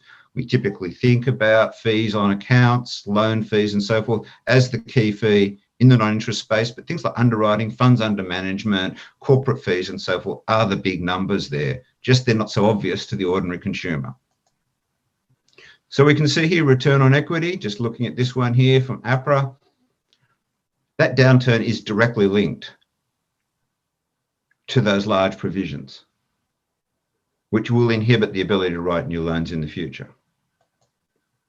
So we've got the other thing of model risk. Banks model exchange rates, interest rates, the economy, credit risk and everything using models which they very carefully generate using very detailed, what we call granular data with lots of details in it. And we verify it and back verify it and cross check it and everything. We know we've had a structural break. Can we continue to use those models? How do we verify those models right now when the new data hasn't come out and we don't know what the new normal will be? So there's a lot of conjectural question about many of the models that are sitting under their pricing. So the obvious response is to be a little more conservative, write a few less loans, price them a little more carefully, put a little extra margin for model risk in there and so forth. So these are very intensive processes. They're very carefully calibrated. The bank or the institution with the best calibration of their models makes the most money. Sorry, Professor Barry, you have exactly 1 minute to wrap up. Perfect. Let's rock and roll. Okay, consumer behavior's changed. I can talk really, really quickly if you want. It's a great way of controlling a class. Okay. I think fintechs and disruptors, brand is going to be important. People are conservative. Yes, we've gone online more than we ever have, but we trust certain brands and we don't trust others.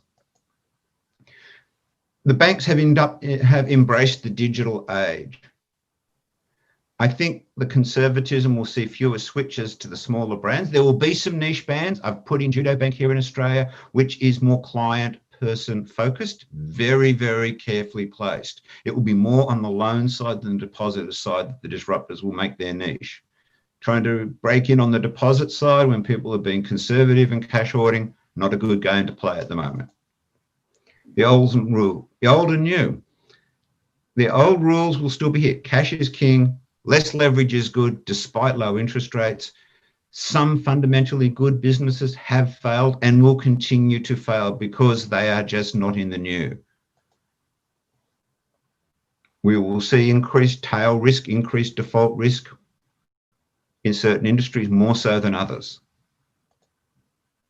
Some businesses, understanding the business, will do a pivot. They're not necessarily the newest and the hippest. In Australia, some of the supermarkets have done a great job of moving online. They're not newest, the most hippest, but we still need our toothpaste, don't we? And our toilet paper, that great headline grabbing event in Australia. But the old will be the new in some. Can you imagine buying shoes without a fitting? Particularly if you have an unusual foot size? Certain things require us to touch and feel.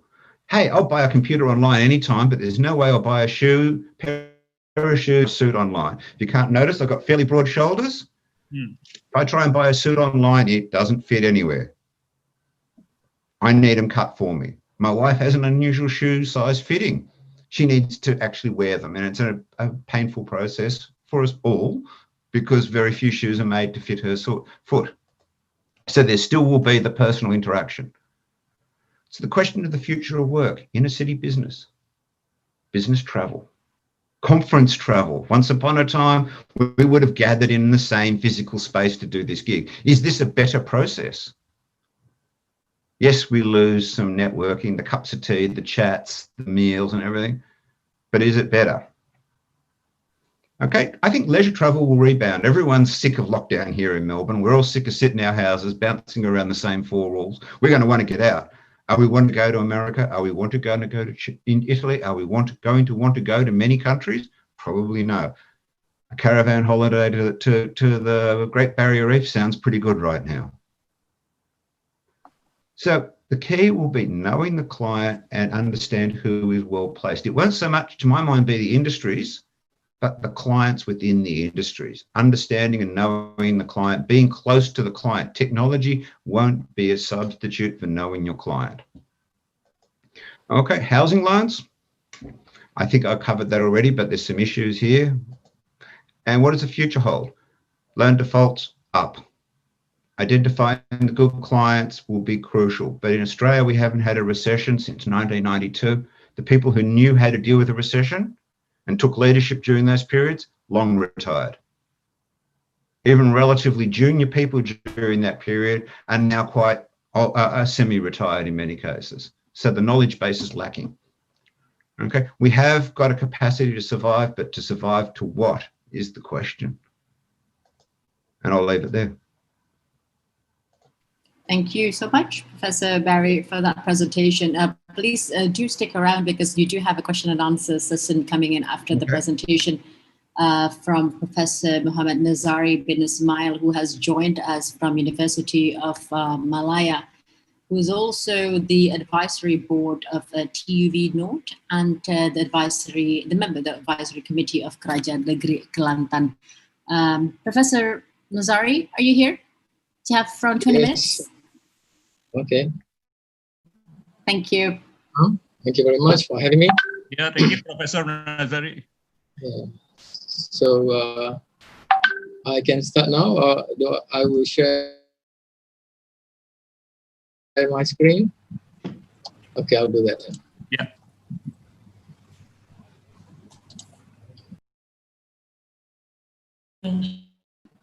Okay, so COVID-19 is affecting everybody, as we know, all over the world.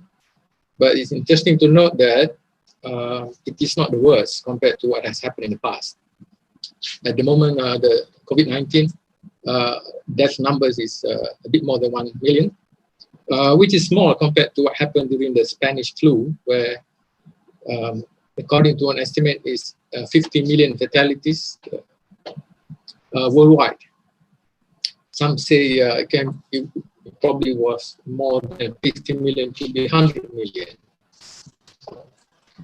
And the Black Death was 20 million fatalities in Europe alone, and more outside, many millions outside. So, if we compare with the Black Death or the plague and the Spanish flu, COVID-19 is not there yet, way below.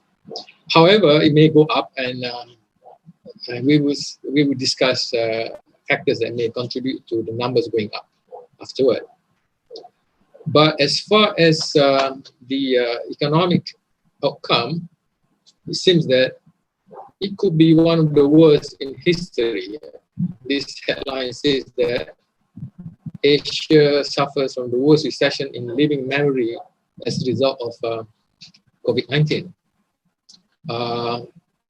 Another one says here, it's the worst since World War II. And we will have to see whether it can be worse than the Great Depression of the 1930s. It's possible, but we will wait and see. In case of Malaysia, it's actually the worst economic recession in its history. So it's the worst.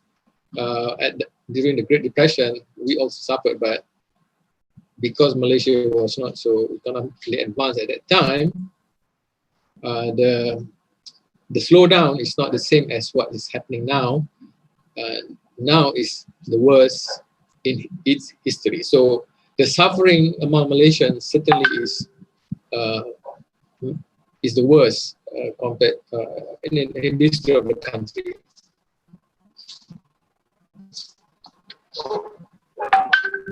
Now,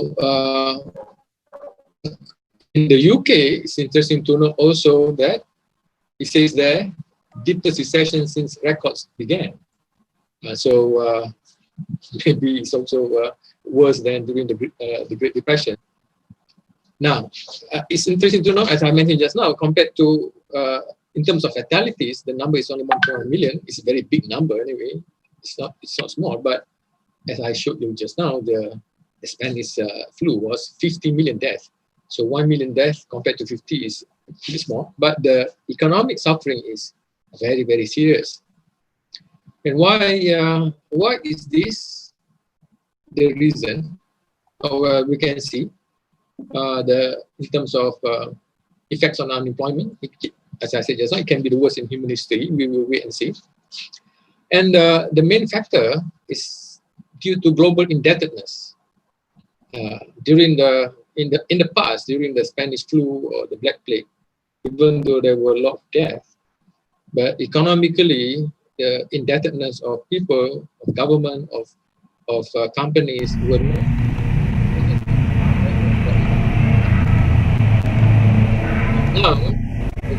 Now, the global debt is more than 250 trillion, which is, when converted to Malaysian ringgit, it's more than 1 quadrillion. I'm not sure how you translate it into Indonesian rupiah. I think it's also, whether it's quadrillion or whatever, it's a really big figure. And this is being borne by all the sectors, government sectors, corporate sectors, and also household sector.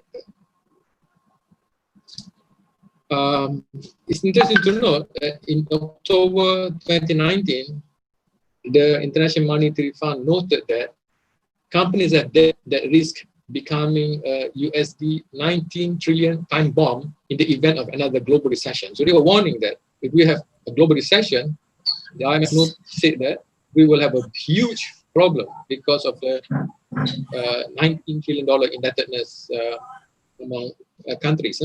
If they stated that almost 40% of the corporate debt in 8 leading countries, US, China, Japan, Germany, Britain, France, Italy, and Spain, would be impossible to service if there was a downturn half as we saw during the 2008 crisis, or the crisis which started in the US. So now the IMF stated that if, because of the state of indebtedness in many economies, if we have a recession, it's going to be really serious. That was what they were warning, but nobody took heed of the indebtedness. In fact, after the warning, the level of debt grew further, and then we have COVID. So now we are going to really feel the burden of it, as warned by the International Monetary Fund. The governments all over the world are expected to provide financial assistance, but as we know, all governments are deep in debt themselves, and so governments are taking risks by adding more debts. There's a lot of discussion among economists now whether this policy of the government taking in debt in order to keep the economy going is sustainable or not. People say they do not know, but everybody is very nervous now, because you can create money. You can create money from because money now is no longer physical. So the central bank can create money and then lend to governments, or the private bank can also lend to government. So the government debt has gone really high. But what's going to happen in the future when you have such a high debt level? If the interest rate goes up, what's going to happen? If there's a problem, is there going to be a big inflation? If there's a stagnant economy and then inflation, what is going to happen? So even the economists themselves are nervous. They do not really know what to expect in the future.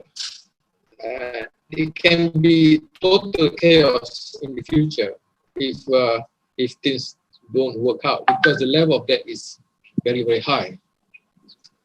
So my contentions, my paper is very short. I'm saying that if we want to solve this problem, we need debt forgiveness. There must be some kind of debt forgiveness. At the moment, because of the level of debt, in Malaysia, I will just share with you that at the moment, our rate of infection is about 700 to 800 a day. Before this, during the first wave, the numbers was around 100 plus. And during that time, the government was so nervous, was so worried. So we had total lockdown for 3 months. At that time, the total lockdown was implemented when the number was about 100. And now the number is actually between 700 and 800. It went up more than 800 recently. But the government decided not to impose total lockdown. Why? Because of the worry that is going to create huge number of unemployment and kill the economy. Why? As I said just now, because so many individuals, so many companies are highly indebted. They will go bankrupt. They may not be able to survive. As pointed out just now by Barry Williams just now, he said that sooner or later you have to pay that debt, right? So you can give moratorium, you can give restructure and delay, but the debt is not going away. So everybody is worried. They will have to settle those debts. And because of that, we are, in the case of Malaysia anyway, I'm not sure, it may be the same in other countries too, we are having to risk the life of people. We have to ask them to go to work. We allow people to go to work in order to earn money in order to pay back their debt. So because of the debt burdened society, we are forced to risk the lives of people, allowing them to go to work or asking them to go to work in order to earn money in order to pay back their debts. If we do not have this amount of indebtedness, we can actually ask people to relax, stay back, slow down, because the pressure will not be so great. But because the pressure of debt is so high, we have to take risk. So actually, the world needs debt forgiveness in order to go forward. If we do not have debt forgiveness, then we are going to have more problems in the future. The problem will never end. And that was what was highlighted also by the previous presenter, Barry Williams. But unfortunately, in the case of banking, this is a quotation from an official of the Bank of Asian Development Bank. When, as you know, this quotation was after the tsunami that hit Indonesia. Was it in 2004? Can I remember? If I remember correctly. After the tsunami, what happened was many fishermen lost their boats and means of living. So somebody asked the Asian Development Bank whether they would, whether the bank would forgive the loans of the fishermen who couldn't pay back the loan because their boats had all been destroyed by the tsunami. But the response by the official from the Asian Development Bank was debt forgiveness is not in our vocabulary. So when debt is a business, there is no such thing as debt forgiveness. If you lend money because of wanting to help others, then you can forgive the debt because it probably is more part of your asset anyway. But when debt is a business and it becomes the most important asset of a bank, if you forgive debt, then the bank will be in trouble, right? There will be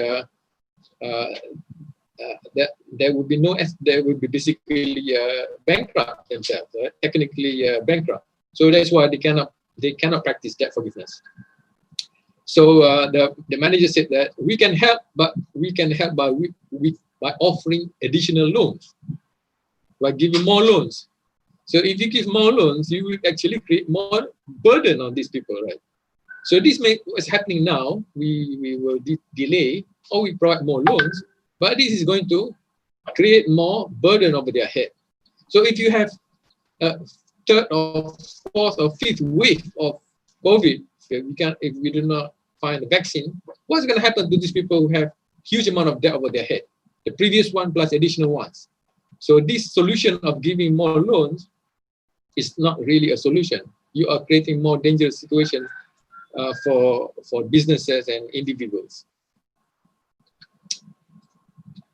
We have to accept the fact that the banking industry is simply not designed to be merciful and compassionate to borrowers.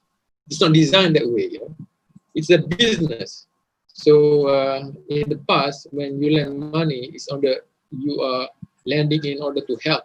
So you can afford to be merciful and compassionate, you can cancel the debt. You can say to your friend, if you lend him some money, you can say, don't bother, you do not need to pay back. Right? That was the past. But nowadays, when you have lending is as an industry, and a very big industry, this industry also cannot be merciful or compassionate. You cannot afford to do that. Then we are in a big trouble now. So that is why a lot of people are going to suffer. The big companies, the rich ones, the rich people who have got savings, they may be able to continue to function, but the poor people, they are going to suffer. And when they see that the government doesn't care about them, then they get very angry. As I think that's the main reason why there are the protesters in Jakarta and big cities in Indonesia are very angry at the Indonesian government because they think the government is not compassionate to them. But the government, as we know, is also responding to the businesses, and the businesses are also in trouble because they also have a huge debt burden, and behind them are banks that are telling them to be efficient, to pay back.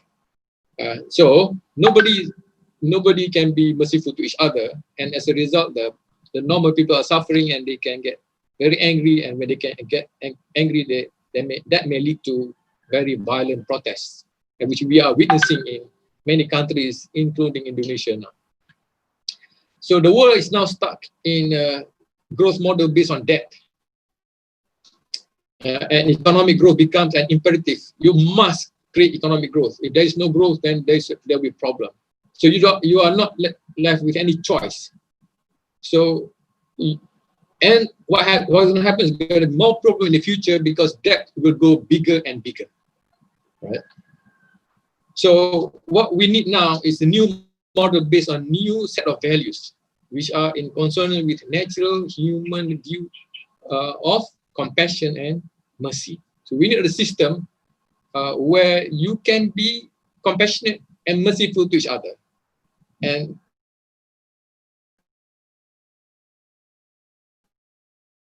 the only way economic development model based on a new set of values which will not support the growth of debt. When you want to grow as much as possible, as fast as possible, you would want to borrow. And this is the problem. Right? The system is actually being fueled by values which are very materialistic. So you need a set of values which is less materialistic, which emphasize compassion and mercy. That is the way ahead, in my opinion. Thank you very much for listening to me. Thank you, Professor. Thank you, Professor Nazari. We do have a couple of questions now already coming in. I'll just read some first. Professor Barry, are you here? I am indeed. Yeah, the first question is for you, actually. This banking regulator... Exactly. I can probably wind a few together if you like. I can wind an answer to Perfect, a few because you have a lot of questions coming in for you. I mean, you can read up on the chat. This is nothing. This is nothing. This is easy. Okay. So first, Go ahead. First, we have to bear in mind that in Australia, the central bank is separate from the prudential regulator. Okay, so the central bank is not the same arm of government. They cooperate via a group called the Council of Financial Supervisors. So the prudential arguments and the monetary policy arguments are run through separate channels. Okay, so that perhaps clears out a couple of things. So central banks. So at the moment, as I said, the central bank, in answer to Rashmat's question, is in the future, but the government's policies and the central bank's authorities' policies are running on, the regulators' authorities are running in slightly different ways. In terms of Australian Prudential Regulation Authority, they're allowing banks to count the mortgage deferrals not as a period of impaired loans. So therefore, the accounting implications don't kick in at this point. If, however, they end the period of impairment, which has a 6-month finite life, then they will start to kick into impaired loans and we'll start to get into some serious issues at that point. So at the moment, we're trying to create breathing space without restructuring. So it was the natural first layer of response to an event, which is we really want to keep as much as possible of the old in place and the old system in place. So we've got this situation in play. Also, Australian banking system, a lot of the Australian banks, under very strong encouragement from the central bank, had built up capital buffers well in excess of the regulatory minimum. So at the moment, they're being asked to allow those to be drawn down. So in other words, the amount of capital that the banks have in excess of the standard numbers, they're slightly different for some banks in Australia versus others, is being allowed to run down. The issue will be whether the banks are willing to write the loan. So yes, the central bank can create an environment which banks are encouraged to write more loans. Yes, the government has in place a series of policies like JobKeeper and so forth, and some small business supports to encourage those. The question whether the banks will continue with those policies into the longer run period. In terms of the accounting, we've played a little game in the sense we've said these mortgage loans that are on holidays are not in arrears. As you point, some of them will. Banks will then therefore have to generate much strength. People are inherently cautious after a shock such as these. They won't be wanting to deposit funds with new brands. They want their surpluses held with the big names. Even though all Australian banks were regulatory the same during the GFC and had the same underpinnings, money left the smaller banks to go to the bigger banks because of their brand name and confidence. I think a new entrant with a fintech flavour would not gain traction there. However, that being said, there are some new entrants in the Australian loan side, such as Judo Bank and a new launch called Doe, and also some of the mutual banks which are more focused on the interface with the individuals rather than the mechanical evaluation of balance sheet numbers. We'll have some interesting prospects going down the line, but they're at the moment starting from too small a base to be a major disruptor.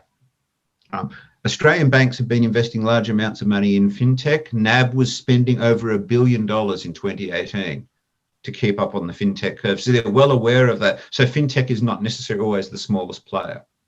And many of those fintechs applications in the big data side are sitting at the back office and not quite so visible. The biggest online stockbroker in Australia until, I think still today, is owned by the Commonwealth Bank. So they've all got substantial online processes.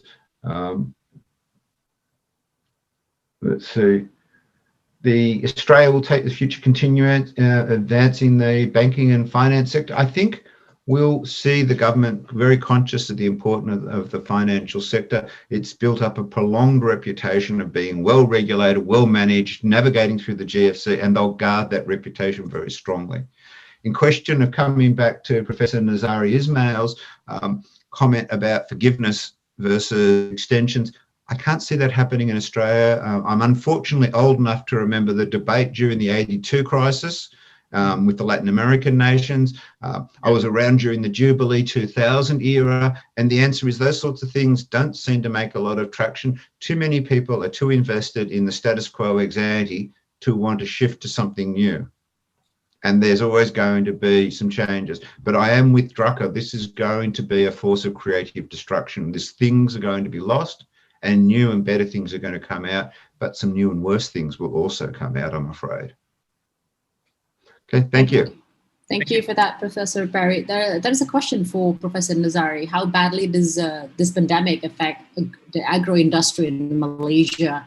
And is there a specific policy from the Malaysian government to try to overcome the financial problems? Yeah, thank you very much. Yes, of course, the agro-industry is, as other industries is also affected by the pandemic. It may not be as bad as some manufacturing sector, but certainly is affecting them because one is the demand has gone down, and also they find it very difficult to function, to go to work, etc. So the government is just like any other governments are helping. Just as I said just now, just like other governments, they are extending loans. They are giving financial help to individuals as well as companies to make sure that they all do not go bankrupt. But this is it is increasing the government debts. That's why I say that everybody is nervous. What's going to happen in the future with all this debt? there will come a time where they must stop somewhere. And when you issue this debt, you are also going to create more money, and there's a possibility of inflation in the future. So economists, if we read the discussion, they are very nervous because there may be a situation of stagflation, stagnant economy, and a big inflation. And if that's the case, the poor people, the normal citizens, the B40, the 40% below the bottom 40% are going to really suffer because their income is very low and price goes up and they just cannot make ends meet, and that can create social chaos in the future. So and we are already witnessing this happening in many countries. Even before COVID, we saw this happening in, for example, in France. We saw the demonstration and protests in Hong Kong among those people because they are suffering. They cannot afford to pay rents and they cannot afford to buy houses because everything is so expensive and the income is so low. They feel they have no future and they blame it on the government. Actually, it's not the government; it's the system. The system is such a way that the people at the top will be able to avoid the problem. They can continue to exist. Low interest rate will allow them to be able to borrow lots of money and then invest in companies and become richer. Right? We see this in Europe. Low interest rate allows very rich people to form companies, to buy up properties and speculate, buy companies. But the workers, they are being pressured. They are being the wages are being suppressed, and working conditions are getting worse down there. And they may not they may not take it lying down. They may protest and you can have chaos in the future. So that's what makes me very worried. There are some other questions about fintech. Yeah, fintech is growing, but this is not the solution. When you have the economic when the banks can lend money so easily using high-tech electronic means, that's not necessarily the solution. What you need to do is to make sure that the amount of debt in the system is not so huge. That I think is more important. What else? I think that's it. There's a comment there. Yeah, there's just a comment. There's a couple of more questions coming in, but apologies for running out of time. But I would be very sure that the president of GARCOMBS, I think Mr. Erman, would convey these messages for Professor Barry and Professor Nazari to actually answer it written. Would that be all right? To the other participants, apologies for this. A lot of people are just messaging me privately and saying, keep the time. Apologies for that. So we'll be moving on to the next session, which is first that is giving an e-certificate from Dr. Sulaiman, and be so kindly to give the certificate to the speakers on the second panel. We have Professor Barry and also Professor Nazari. But Sulaiman, are you there? Yeah. Thank you, Professor Barry William. Thank you very much for joining in this international conference. Thank you, Professor. Very much. Thank you. It's been a pleasure. Thank you. We display you the e-certificate, and later on we will send you, with the package. Yeah. Thank you very much. That's very much appreciated. Thank you kindly for that. Thank you for joining, Professor. My pleasure. And the certificate as well for Professor Nazari. Thank you. Thank you very much. Thank you, Professor Nazari. Thank you very much for your joining us in the international conference. So thank you very much. Thank you. Thank you. Before we bid farewell to the speakers on the second panel, can everyone, so that we can take a group photograph with the panelists also for the third session. Welcome David Wake and also Professor Richard Badham, who is already here. If you can just all kindly put the video on, we'll take thousands of group photographs, I would say, because the screens are keep on shifting. Thank you. Professor Nazari, Mr. David Wake, and then Professor Richard Badham, please turn your video on, and also all the participants, Pak Sulaiman also can join. We will have the photo session before we start again the presentation. Thank you. Okay. Ready? Ready? Cheers. 1, 2. and 3. Okay, next slide. I think just keep on smiling. 2 and 3. Yes, next slide. 1, 2, 3, 3. Okay. Next slide. 1, 2, and 3. 11 slide. 1, 2, and 3. Yeah, the last one. 1, 2, and 3. Okay, thank you. Thank you. Thank you, everyone. Thank you, speakers, on the second session. Have a good day. Prof. Nazari, thank you. Before we're moving on to the last session of today's conference, we're going to listen to a song that is prepared again from the choir, Faculty of Business and Economics UNPAD. I would now be assured that the Dean will be singing in this song. So please.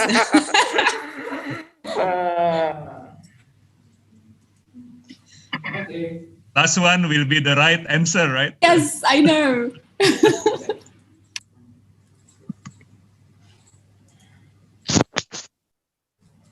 Oh, Pak Sulaiman, ya oke.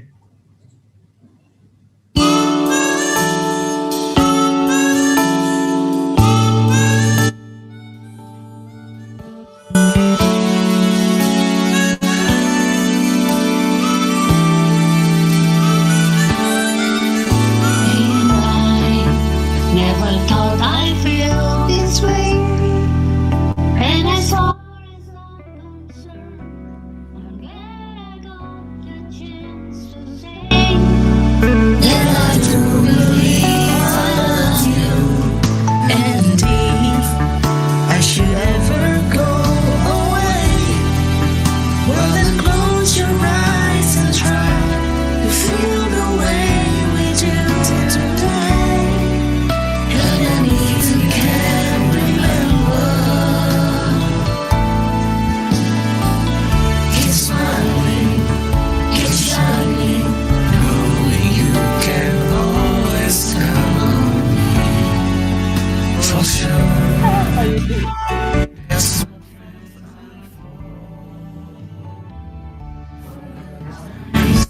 And there are times I'll be on your side forevermore.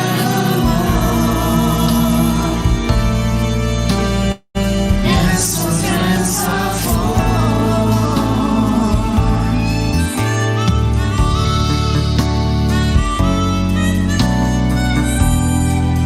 Well, you can be loving me, and now there's so much more I see.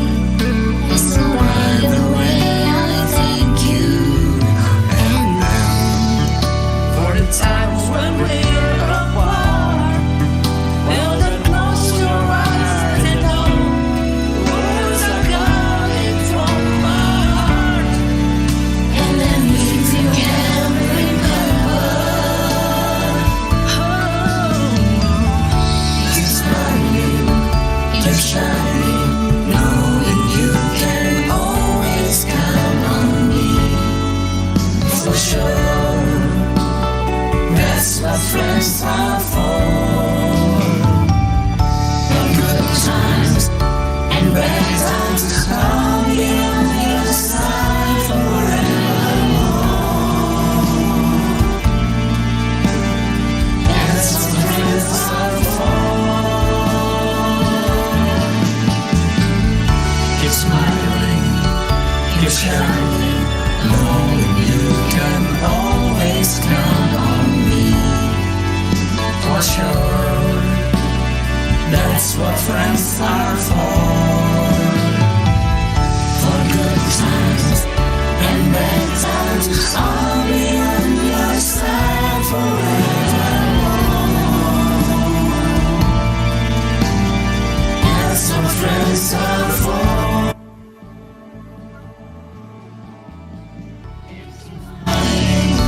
Keep shining, knowing you can always count on me. For sure.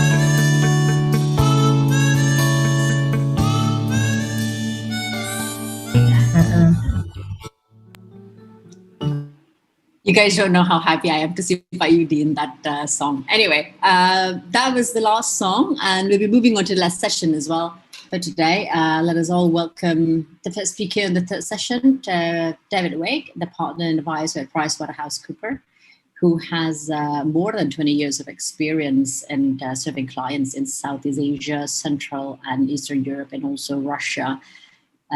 David, are you here? Yes, I'm here. Can you hear me? Yes, perfect. Go ahead. You have 20 minutes. Okay. Great. Okay, I'm going to go through this relatively quickly and try to stick to the time. I know speaking before lunch can always be a challenge for everyone to listen. What I plan to do is give some reflections on the Indonesian banking sector and how it's been impacted. I think I very easily could title this, "It's worse than it looks, but it's not as bad as it might be." And I'll explain why as we go through. But let's start by having a look at really where we were coming from before this COVID economic downturn hit. This slide is a little bit outdated. It's some research that we did back in 2016, looking forward as to what was going to happen in Indonesian banking. But I think it's important for perspective. And you can see here the Indonesian banks put against the other banks within Southeast Asia. And what's clear here is that as economies develop, as markets divisions become smaller and smaller, and also you've got a large number of Indonesian banks. I think we've got some people maybe need to go on mute. So we've got a large number of Indonesian banks versus mature economies, which have smaller number of banks, bigger banks, and thinner margins. And that's a pressure on Indonesian banks to deal with that change. And we can look at that another way here around net interest margin compared to GNI per capita. And again, you see how that should be migrating downward as the Indonesian banking sector matures. So what in fact has been happening is exactly that. So if we look over the past 4 years, you see the steady decline in NIM against the development of the country, both large banks and small banks. And this is not to say that it will always decline every year or every month. There's certainly a bouncing ball effect where in any given time you may actually see some increase. But the wider trend is that margins are dropping. And I think Professor Williams also commented about this more broadly. And we expect this to continue. And this is the what Indonesian banks have been challenged with in the lead up to the downturn.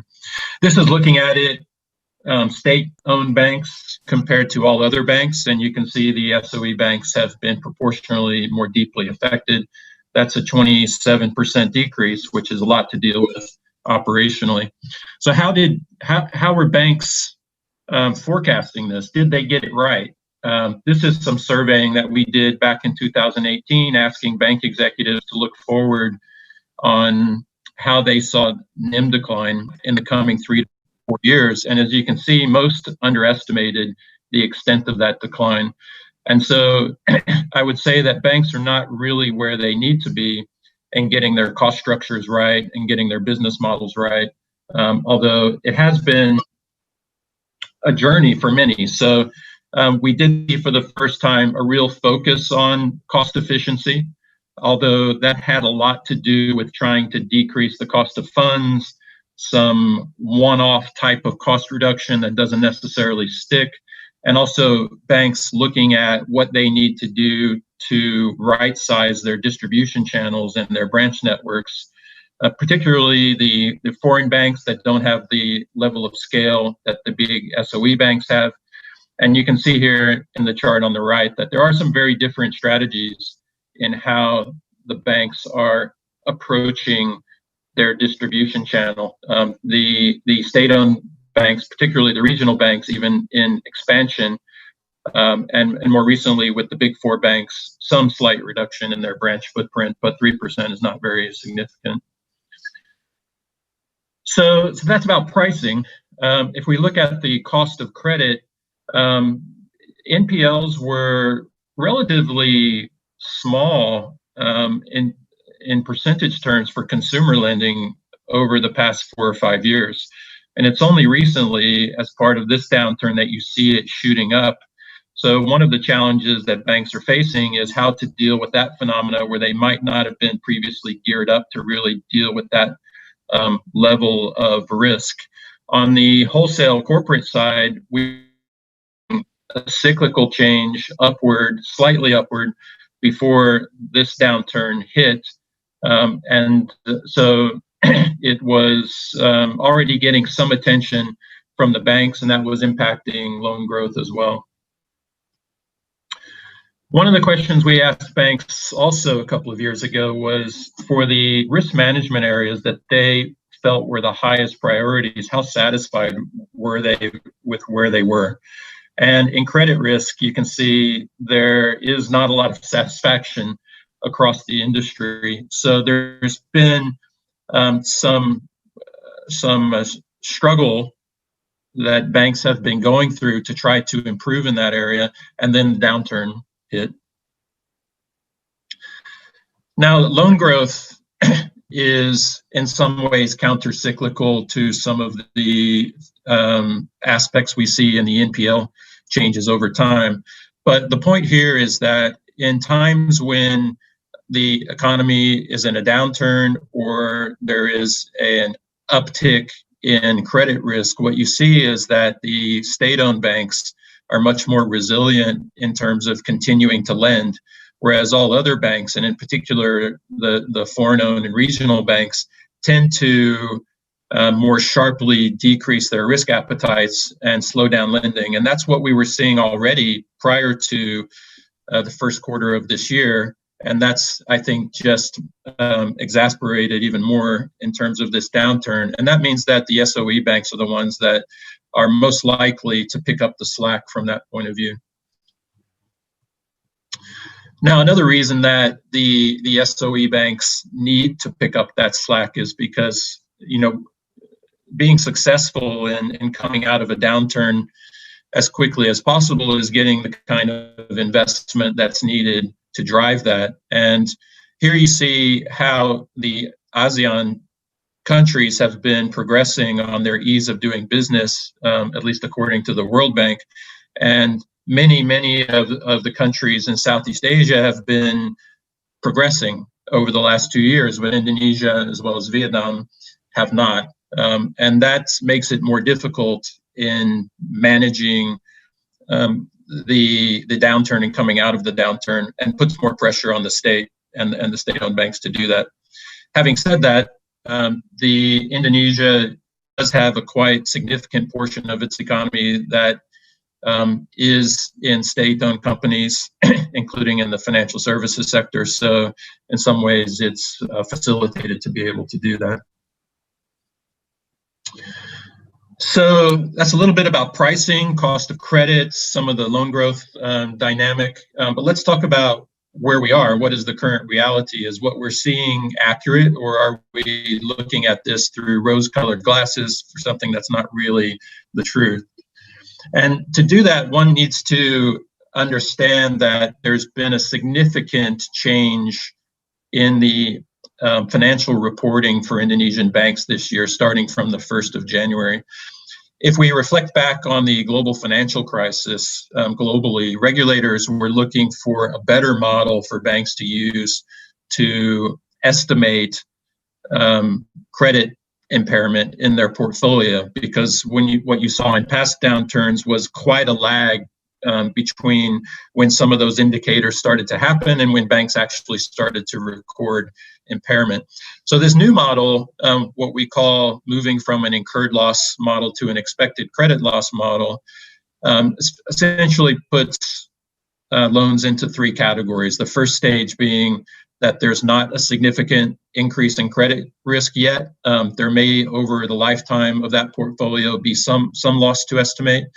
The second stage, when you actually can see that there is a significant increase in risk or deterioration in the credit quality, but it's not yet an incurred loss. And then under that model, there's a real step up in the amount of impairment that gets calculated at that point. So that's a very important migration to understand under the current financial reporting. And then stage 3, which is maybe more akin to what we had historically, you have a loan that has gone bad and you estimate the extent of the loss associated with that loan. So this all sounds good. Good model to use, should give the sector a better approach to things when there is a downturn, and make sure that you're getting the appropriate level of impairment recorded. What's happening? So in Indonesia, we've had now nearly $60 billion of loan restructurings, or about 20% of the portfolio. I think Professor Williams mentioned it was about 10% in Australia. And that does not include another 12 billion, which is in the non-bank multi-finance sector. But yet the level of impairment has not really significantly changed over that period. If we look at the chart on the right, the bar graph is showing loans at risk plus NPLs. So loans at risk here would be all of those restructured loans plus any what we call special mention loans or category 2 loans in Indonesia. And you see the sharp increase, but impairment has not changed in the same way. We did see the shift upwards on the 1st of January as the new financial reporting standard came in, as we would expect to see. And we did see some small amount of shift in March when banks were first recognizing that there really is a downturn happening and ahead of us, and we need to reflect on that. But otherwise, we're not seeing much increase. So let's try to understand why that is. The first thing is most of the restructured loans are still sitting in stage 1. So in practical terms, what that means is banks are saying, these are borrowers that we've relaxed terms on, we've given a restructuring to, but we think after that short-term relaxation, they're going to come out the other end just fine and get back on normal terms, and we won't have any problem. In other words, we don't see any significant increase in credit risk within that portfolio. And that's something that we would significantly question whether that's accurate, and I'll talk more about that in a minute. And if some amount of those loans were moving through the model to stage 2, you would see a more significant amount of impairment being recorded. The other thing is that the standards setters did say it is possible to keep those loans in stage 1, but you need to continue to evaluate if things are changing and what is the underlying condition, and is there a reason to believe that the credit risk might have changed. OJK came in very early and said, you do those loans in stage 1. And I think a lot of the industry interpreted that as you must keep them in stage 1, which is not actually what OJK was saying. And so there's probably a bit of confusion that plays into this as well. But the fact of the matter is that that's how banks are treating most of these restructured loans. The second reason, and I think Professor Williams also alluded to this, the models that were built to estimate expected credit losses were not built on a pandemic COVID economic downturn. And particularly in Indonesia, that's the case. This is a bit of a busy slide, but all that it's really saying is that there are sophisticated models that are built using historical data, looking at historical correlations between certain movements in economic factors to credit risk, and then doing some scenario weighting, feeding your loan portfolio into that, including the staging that we talked about before. Out comes a calculated number. But what banks need to do is step back and look at that and say, does that make sense? Historically in Indonesia, when was the last time there was ever a really sharp decline in GDP? You'd have to go back to the Asian financial crisis 20 years ago to really look at anything close to that. Even during the global financial crisis, I think GDP in Indonesia maybe dropped from 6% to 4%. So the models don't necessarily factor that in. And you need to look at many of the qualitative factors and then conclude, do we need a manual adjustment here, or do we need to somehow force in some change to the model to be more realistic? This is some benchmarking that we do as a firm to global banks. So what did they do in terms of any COVID overlay in their expected credit loss calculation. And you see March really the first time when that was happening. There's another point in time here in June to look at, and it ranges widely, but anywhere between, let's say, 5 and 20% initially. And what's happening over time is those banks are amending their models, tweaking those models, and so the amount of overlay may be decreasing somewhat, but not necessarily the amount that they're factoring in for the downturn itself. And Indonesian banks, by and large, are not recording these sorts of overlays. Now, it's very, very difficult to get transparency on this because you don't get the level of disclosure that would help you understand independently. We have some advantage having, being auditors of many of the large banks to get a little bit more practical understanding. And maybe we'll see when the annual results come out and there's more significant disclosure. But I think it's safe to say that most Indonesian banks are not doing this. So what can banks do? Well, there's a number of things, both in terms of quantitative calculation as well as qualitative. Some of the things that we recommend are around stress testing, looking at significant downside scenarios. Don't just take the quote unquote likely case or most possible case. Looking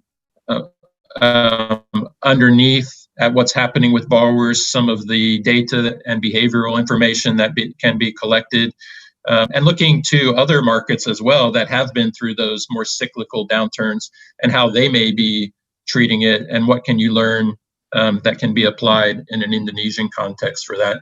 And then lastly, as mentioned earlier, around staging, really challenging back whether those restructured loans should in fact all be considered as normal good loans. So I think the question here is not, is there a bubble? It's just, how big is the bubble? There certainly is one, and there is certainly a portion of loans that have not been really recognized for the credit risk that is in them. Having said that, the capital adequacy ratio is very healthy for Indonesian banks. Part of that was because banks were anticipating the new financial reporting on 1 January, that it was going to increase the amount of impairment they were calculating, and so they were boosting up capital. So that was helpful in many ways in getting capital up before the downturn hit. The other element is there's quite a bit of liquidity out in the market. Now, that's a lot driven by the fact that loan growth has decreased substantially. And from a regulatory and government point of view, in terms of stimulating the economy, that is a problem. How to balance that out and get banks to start lending again. The other aspect is in terms of consumer credit. On the left is some surveying that we did a couple of years ago where bank executives were intending to focus their growth on consumer lending. And it's been relatively conservative in Indonesia. Household debt to GDP is around 17%. Other markets like Thailand or Malaysia are upwards of 80%. Banks more focused on collateralized lending than some of the uncollateralized. So you didn't have the overheating that has necessarily occurred in other markets. And I think that has better positioned the market as the downturn occurred.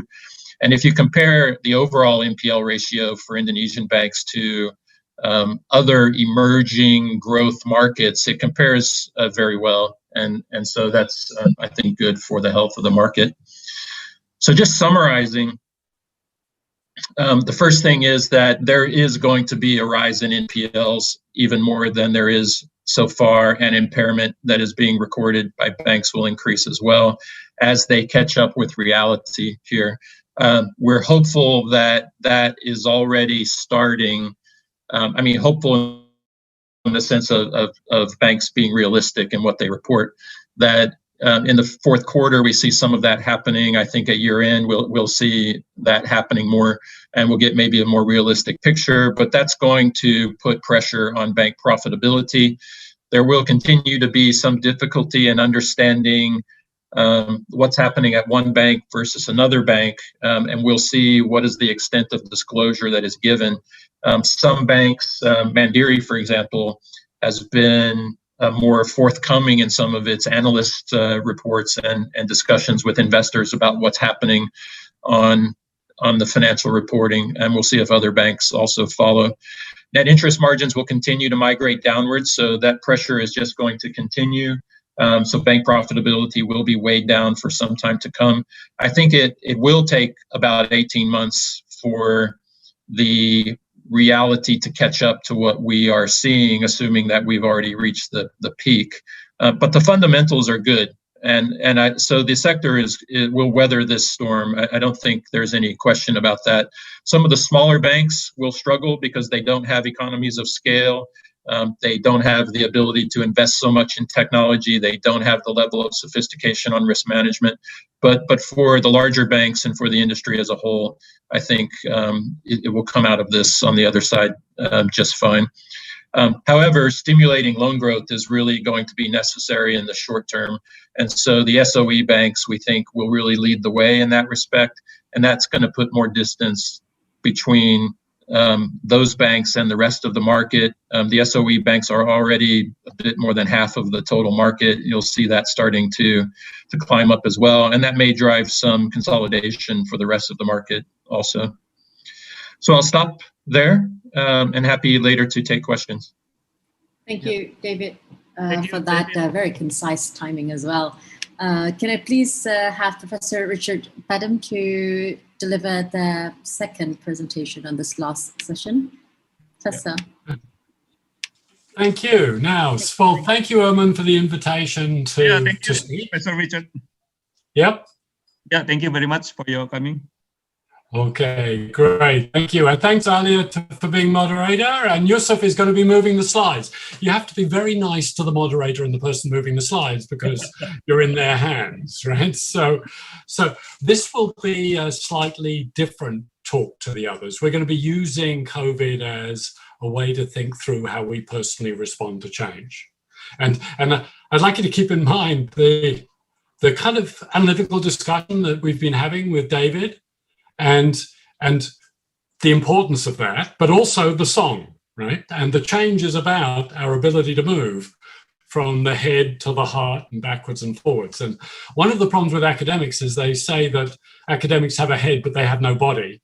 Their body is just there to carry their head around to meetings, right? So even when we discuss emotions and culture, we often do it in a far too head way. So what this presentation is going to try and do is lighten everything up a bit, but it's lightness with a serious effect, right? The importance is to treat change in a way that enables you to be more effective, as well as making it more meaningful for yourself. So let's begin. So Yusuf, could you make the next slide?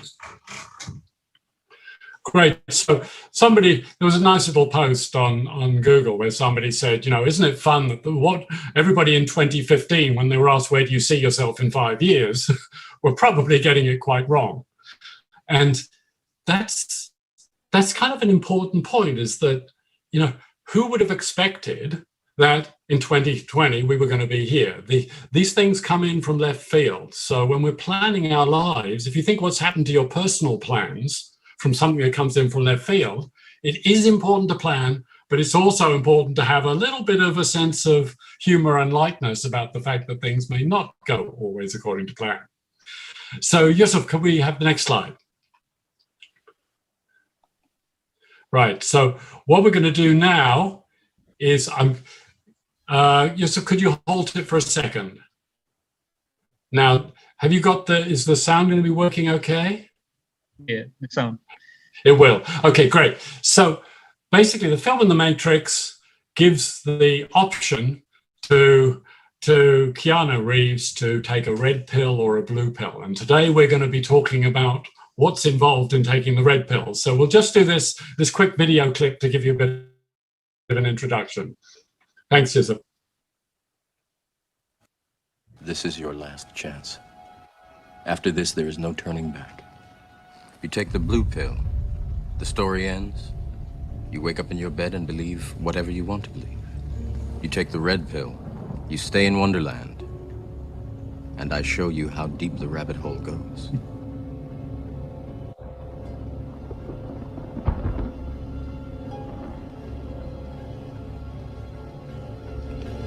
Remember, all I'm offering is the truth, nothing more.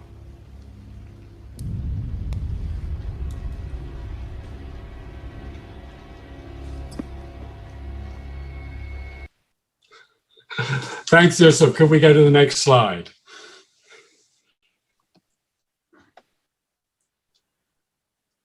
Great. So what we're going to do, the blue pill change management, right? You know, the matrix superficiality. Basically, what a lot of people do when they try to manage change, and it applies to COVID and everything else, is it's more tools, it's more checklists, it's more stages, it's more programs. Everybody's ticking off the checklists, and still change actually doesn't get managed particularly well. The little diagram on the right is about lemmings heading over. For the last 20 years, tens of billions of dollars have been put into change programs. And survey after survey comes up with the fact that despite this, 70% failure rates still remain. Now, there's a lot of discussion about whether the 70% is accurate or not, but in most people's experience, most organizations tend to mess up change quite a lot. So the idea that you have more checklists, more rules, more calculations, more planning to try and address this is not really working very well. So Yusuf, if we could go on to the red pill.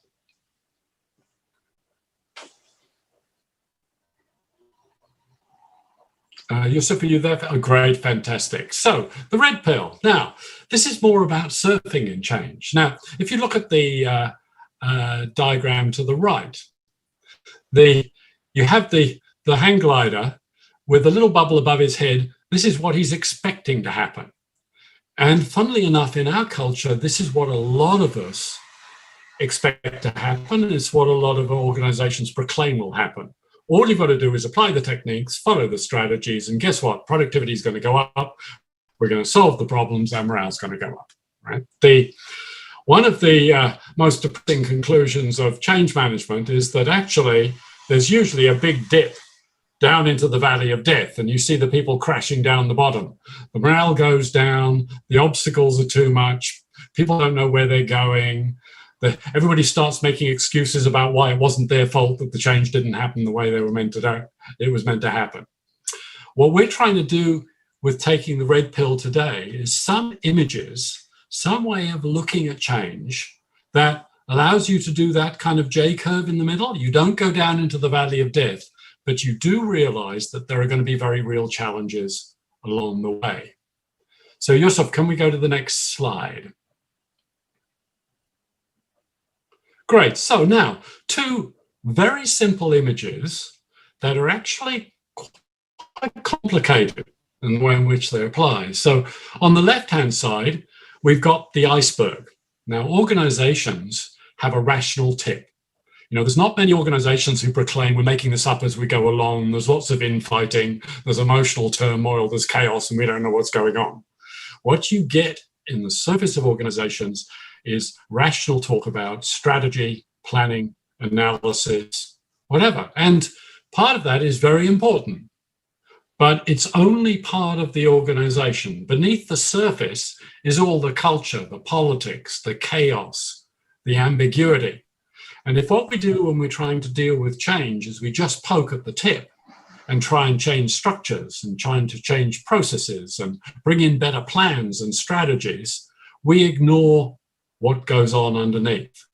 So a lot of change managers who operate the blue pill approach, the strategies don't get implemented. So what do? They create a strategy to implement strategies. But the problem is strategies don't get implemented. And that's our key process. Look at the life underneath the iceberg. And the funny thing is, if you click on iceberg in Google, you'll find that icebergs are changing form, they flip, they're full of life and energy underneath that we actually need to capture and mobilize if we're dealing with change. And if you think about it, you think about your response to COVID, there are factual, rational, strategic elements, but there's also the emotions of yourself and others. I mean, I've kind of jokingly started talking about COVID-19 is actually, the 19 refers to everybody being 19% more stressed and us believing that we're 19% more certain that we know what's going on and everybody else is an idiot. So that kind of emotional stuff is important to grab in change, because if you don't harness it, you don't achieve energy. Then on the right-hand side, we've got the roller coaster. We've been led to believe that you just do things right and the old ridiculous bad way will become the new heroic wonderful way. But change is actually, as experienced, is more like a roller coaster ride. You can't get in at the beginning, people don't pay attention, everybody's worried, they're anxious. If you do start paying attention, some people are very fearful. Then you get into the middle of change and the barriers seem too much. You've lost the old way, you haven't got the new way, things don't seem to be changing. You're worried about your job security, you're worried about what's happening to you, and you get stuck in the middle. If you manage to pass through that phase and you're getting out the other side, you start going, thank God, we solved the problem. Things are now going to be okay, right? And people actually prematurely decide that things are now going to be okay. There's a joke once told by somebody that's saying that giving up smoking is the easiest thing in the world. I've done it 1,000 times, right? And so you can try and achieve change, but we often slip back. You know, if any of you have tried exercise routines, new diets, how to get on better with your partner, and you try and put a lot of energy into it for a while, a lot of us tend to slip back after the initial energy. So the roller coaster ride is get used to the highs, the lows, the process. And along the way, know that it's emotions as well as rational stuff that's going to get addressed. Those two images, keep those two in mind. Now, Yusuf, could we go to the next slide? Right, so the discipline of change management, basically, you can say, is an organization like an iceberg? Yeah, that makes sense. Is change a roller coaster ride? Yes, that makes sense. But there are lots of things in our organizations, in ourselves, that don't allow us to keep that in mind. Most of our organizations pretend that the world is a rational, strategic place and don't discuss what's lying beneath the surface. Most of us, in our minds, were brought up in a culture that believes that science, technology, rationality will solve our problems. And we don't pay enough attention to the practical aspects, the emotions, the culture that lies beneath it. And as the phrase said, when all is said and done, more is often said than done.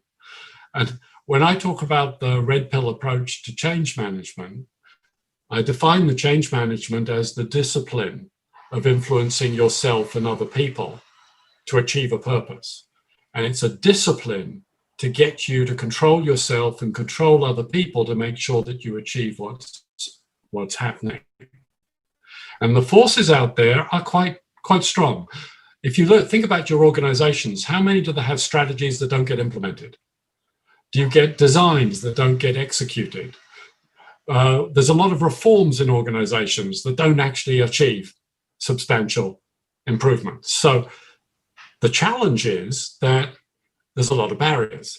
What this does do is it actually opens up all sorts of opportunities for you, because if you can understand this and address the reality, you can actually work with it and achieve more success than other people. So there is hope in the gloom. Yusuf, could we go to the next slide?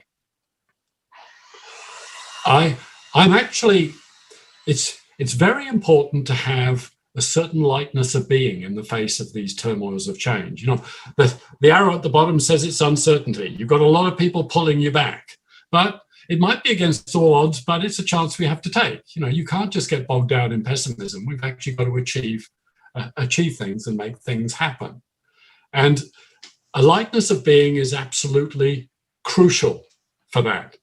And I remember I was in a hotel near Yale about a year or so ago, and I had to give a talk on irony and change. And as I came down the steps of the hotel, there was an angry customer came up to the person behind the desk and said, "You must be out of your bloody mind."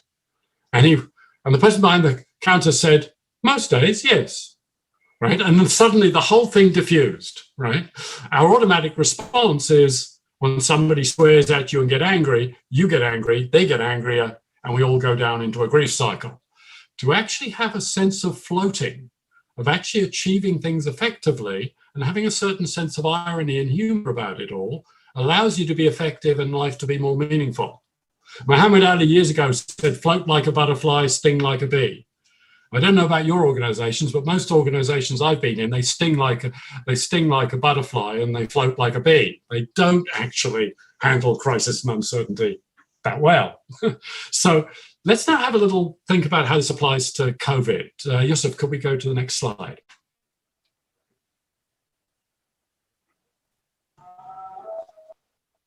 Right, okay. Now, there's been a nice debate about the COVID pandemic and whether it was predictable or not. Now, some people say it was a black swan. There's been a whole debate about the fact that before we discovered black swans, everybody thought swans had to be white. So the idea that there could be a black swan was totally unpredictable, out of the box thinking. And a number of people have said the COVID pandemic is a black swan. Nobody expected it. Nobody was prepared for it. Others have responded and said, no, it's a grey rhino. And a grey rhino is kind of a very angry, pissed off rhino who's in front of you, pacing away, about to charge at you. And you know they're there, but you often don't do anything about it. And I don't know if anybody's seen movies like Contagion and others. Over the last 10 years, there's been huge popular discussions about the pandemic that could be coming, what are the consequences? But a lot of people don't pay any attention to it. And the elephant in the room phenomenon is what a lot of people notice about when we discuss things in organizations. On the surface, everybody's being polite and nice and strategic, but beneath the surface, everybody's thinking about the politics and the emotion and identity that's going on. So we have to ask ourselves, if actually COVID was something like a grey rhino, that it was potentially there, why was it that organizations and governments didn't prepare properly for it? What does that say about change? And it's a very important thing about change is that most of us just deny or avoid until the urgency is created. So the first part of change is to realize that change only really begins to happen and people respond to it once you've got enough urgency. So if you're a change manager and you're with the red pill, you have to create the urgency, the burning ambition, the burning platform to get in there in the first place. Otherwise, just like COVID, people just let it slip and hope it goes away. Then in the middle, if you think about the way people have been handling the COVID pandemic, has it or has it not become an ideological and political football?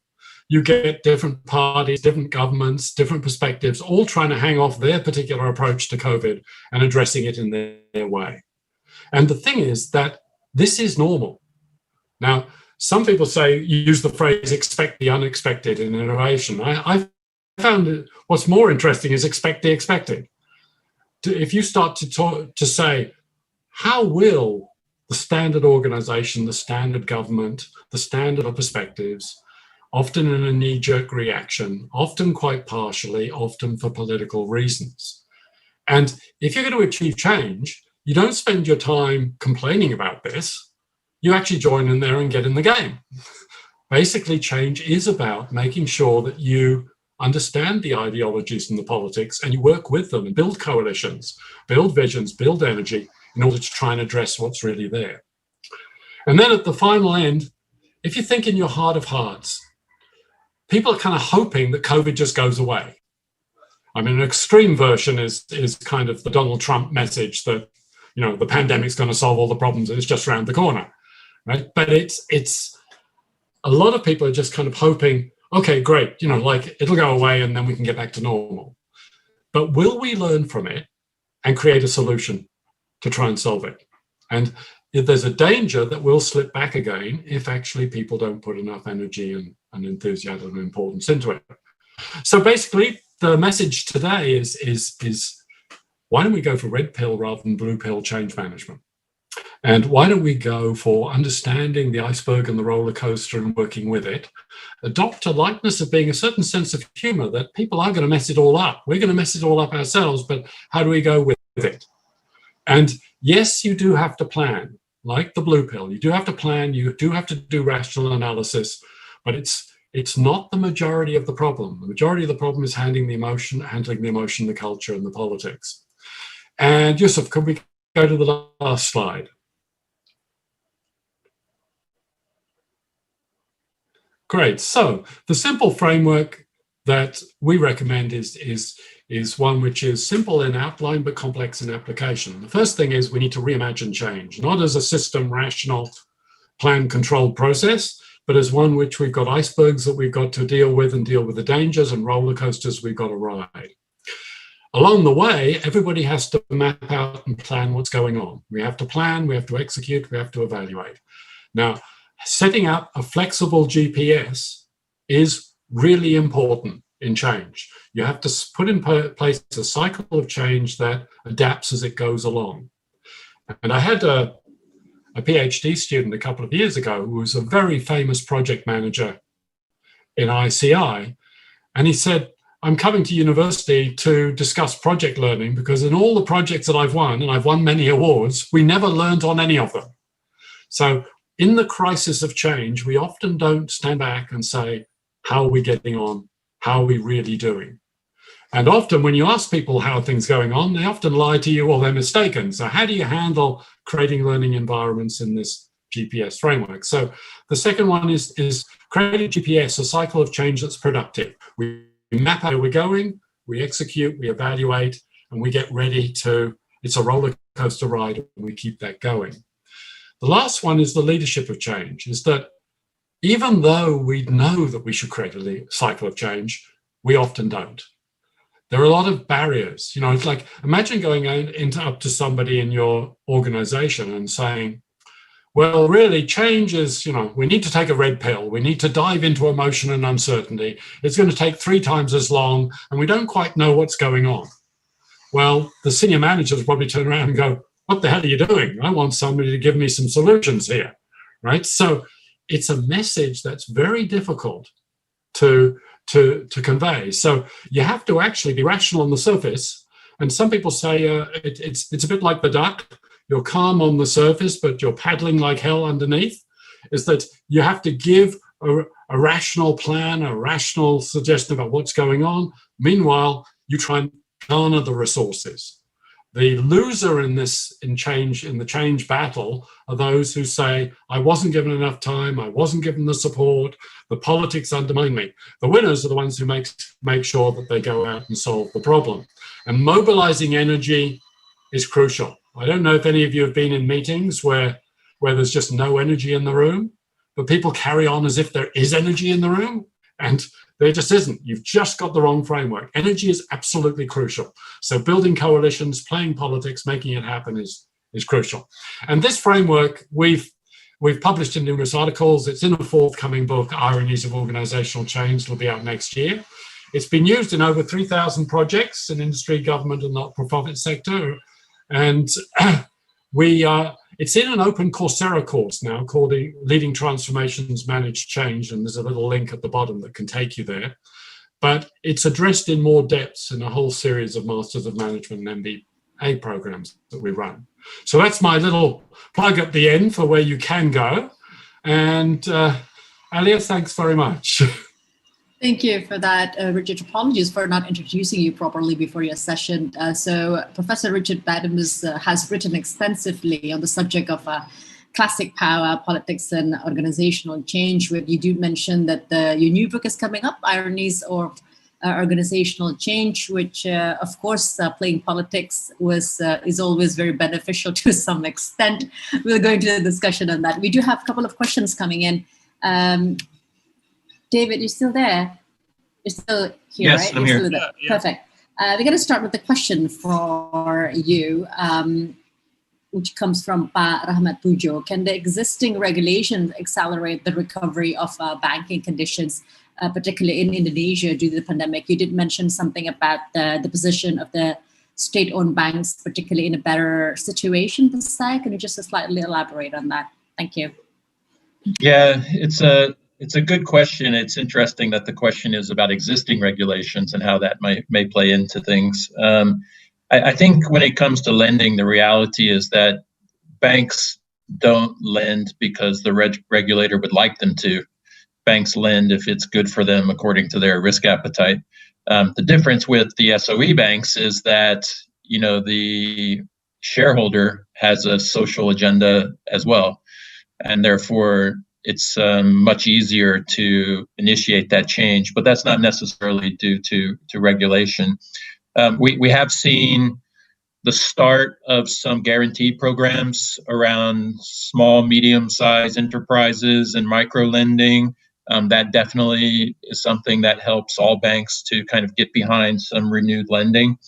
I think the OJK has the ability, maybe more from a policy perspective versus per se regulation, to allow more consolidation to happen, to allow more freedom between banks, and particularly if it's a foreign bank or non-Indonesian bank who's doing it, to happen. I think that could be good overall for the sector, that you have the ability for some of those smaller banks who are struggling to get kind of folded into larger banks that are more healthy. I think what does not help is if the regulator is allowing banks to report something which is not reality. I think that doesn't really serve anyone, because you can't really understand what needs to be done in that case. And fortunately or unfortunately, depending on your philosophy on this, I think that in Indonesia, OJK is very, very sensitive to the optics on the industry as a whole, and not wanting and trying to prevent that there would be any sort of view that the industry is falling apart or is having a big difficulty or what have you. And that plays in, I think, sometimes as to why they allow some of that change to happen, or even facilitate that to happen, where they might say, you don't need to report in a certain way for now. And I think it's better if they ease up on that, actually require transparency, but then take other actions that help to shore up or to get the change that's needed. Thank you for that, David. The next question should be for Richard. It was a very good question from the president of this conference, Pa Herman.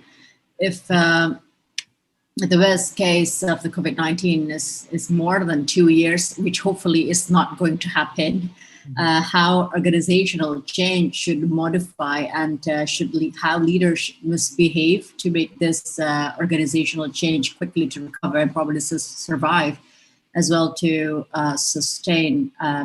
Is there any good example at the moment?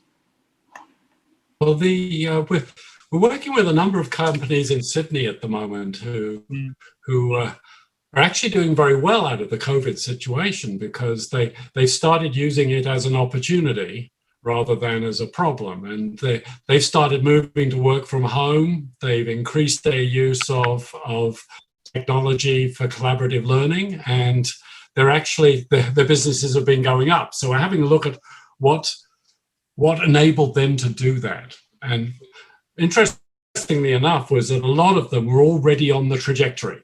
They were on the trajectory of how do we create collaborative, creative group work at a distance. And they've been handling the fact that there is a lot of emotional issues and political issues about control, about working from home. And an interesting academic paper has come out recently about, when you're in an organization, organizations have to control what's going on, right? Once you put people at home, a different kind of dynamic happens. And the phrase that they used was that people feel like they're in exile, right? Now, what happens when you're in exile is you want to be seen. I don't know how many people are like that. Once you're away from work, you don't know what's going on back at the workplace. You want to know how they're seeing you and getting beneath the surface. And one of the problems of exile and exclusion is that people get worried and tense about what's going on and start presenting an image of themselves that may not be real in order to try and make themselves feel more secure. So I don't have a solution about this, but the important thing is that when you're dealing with, say, a technical issue like work from home, you have to address the emotional part underneath. Now I think the standard prescriptions about change are very, very simple, right? If you have something like a COVID, you basically have to try and dismantle and unfreeze your existing situation and set of prejudices. And you have to push people through the kind of difficult times in the middle and reinforce and re-energize, and you have to stop the slipping back at the other end. But leaders have to have a very good analysis of what's going on in order to do that properly, right? So if, for example, you've got a lot of urgency because of COVID, and you don't have to spend your time creating urgency, but you may not have a coalition of leaders who are actually in a position to mobilize everybody effectively to provide sustainable solutions, in which case a whole lot of your time is spent on building coalitions. So my red pill approach is that once you start talking about emotions and culture, everybody says this is so fluffy, right? So you're just going for the fluffy, softer stuff. You haven't got the hard-nosed business end. And I really liked David's presentation, and I also noted I loved his bubble. That nice bubble that he blew, right? So what's really good for what PwC is doing is they're trying to put some structure around a very uncertain situation. What's the best we can do in terms of analysis and categorizing and options? But if people actually ignore the reality that behind our best guess is a lot of uncertainty and a lot of anxiety, we don't actually manage change properly. And so in the past, we're kind of locked into an either-or mentality. You're either a rational, strategic, analytical person advocating a management solution, or you're a soft, inspirational, transformational leader. We actually need them both. And so it was actually really nice going from David to my fluffy cartoons, which were directly related, intent to kind of capture emotions and lighten it a bit, because I think we need a bit of that with COVID. Thank you for that, David, and also Richard. I think both of you kind of pointed out the fact that due to this pandemic, we are kind of projecting not necessarily the truth that is happening either through the workers' point of view and also what situation according to the bank situation as well. Thank you for spending time with us and talking to the conference. Today, we'll be having an e-certificate given to you virtually, and I'll be asking Pak Sulaiman to do the honors. Pak Sulaiman, please. Yes. Firstly, I would like to thank you for Professor Richard and David Wick. Thank you very much for joining the international conference and share with us about the important things about the important issue of the business and relationship with COVID-19. Thank you very much. Thank you, Pak David. Thank you. Thank you. My pleasure. Thanks very much. Thank you, everyone. Speakers today, Pak Sulaiman, thank you so much. All participants as well. We'll be having a very short break, I think around an hour. And we'll proceed with the paper presentation session around 1 p.m. Hope you all enjoyed the first session in the morning. Wish you a very productive session after the break, and also see you again afterwards and tomorrow. In the meantime, take care. Thank you all. Good afternoon. Thank you, Professor Richard. Thank you. Thank you very much, David. See you soon. See you soon. Thank you, Roman. And can I get a video of David? I thought that was excellent. If we can access the video, that would be great sometime. Thank you. Cheers. Bye. Yeah. Cheers. Yeah. Thank you. Have a good day. Take care. Have a good day. Stay safe. Safe health.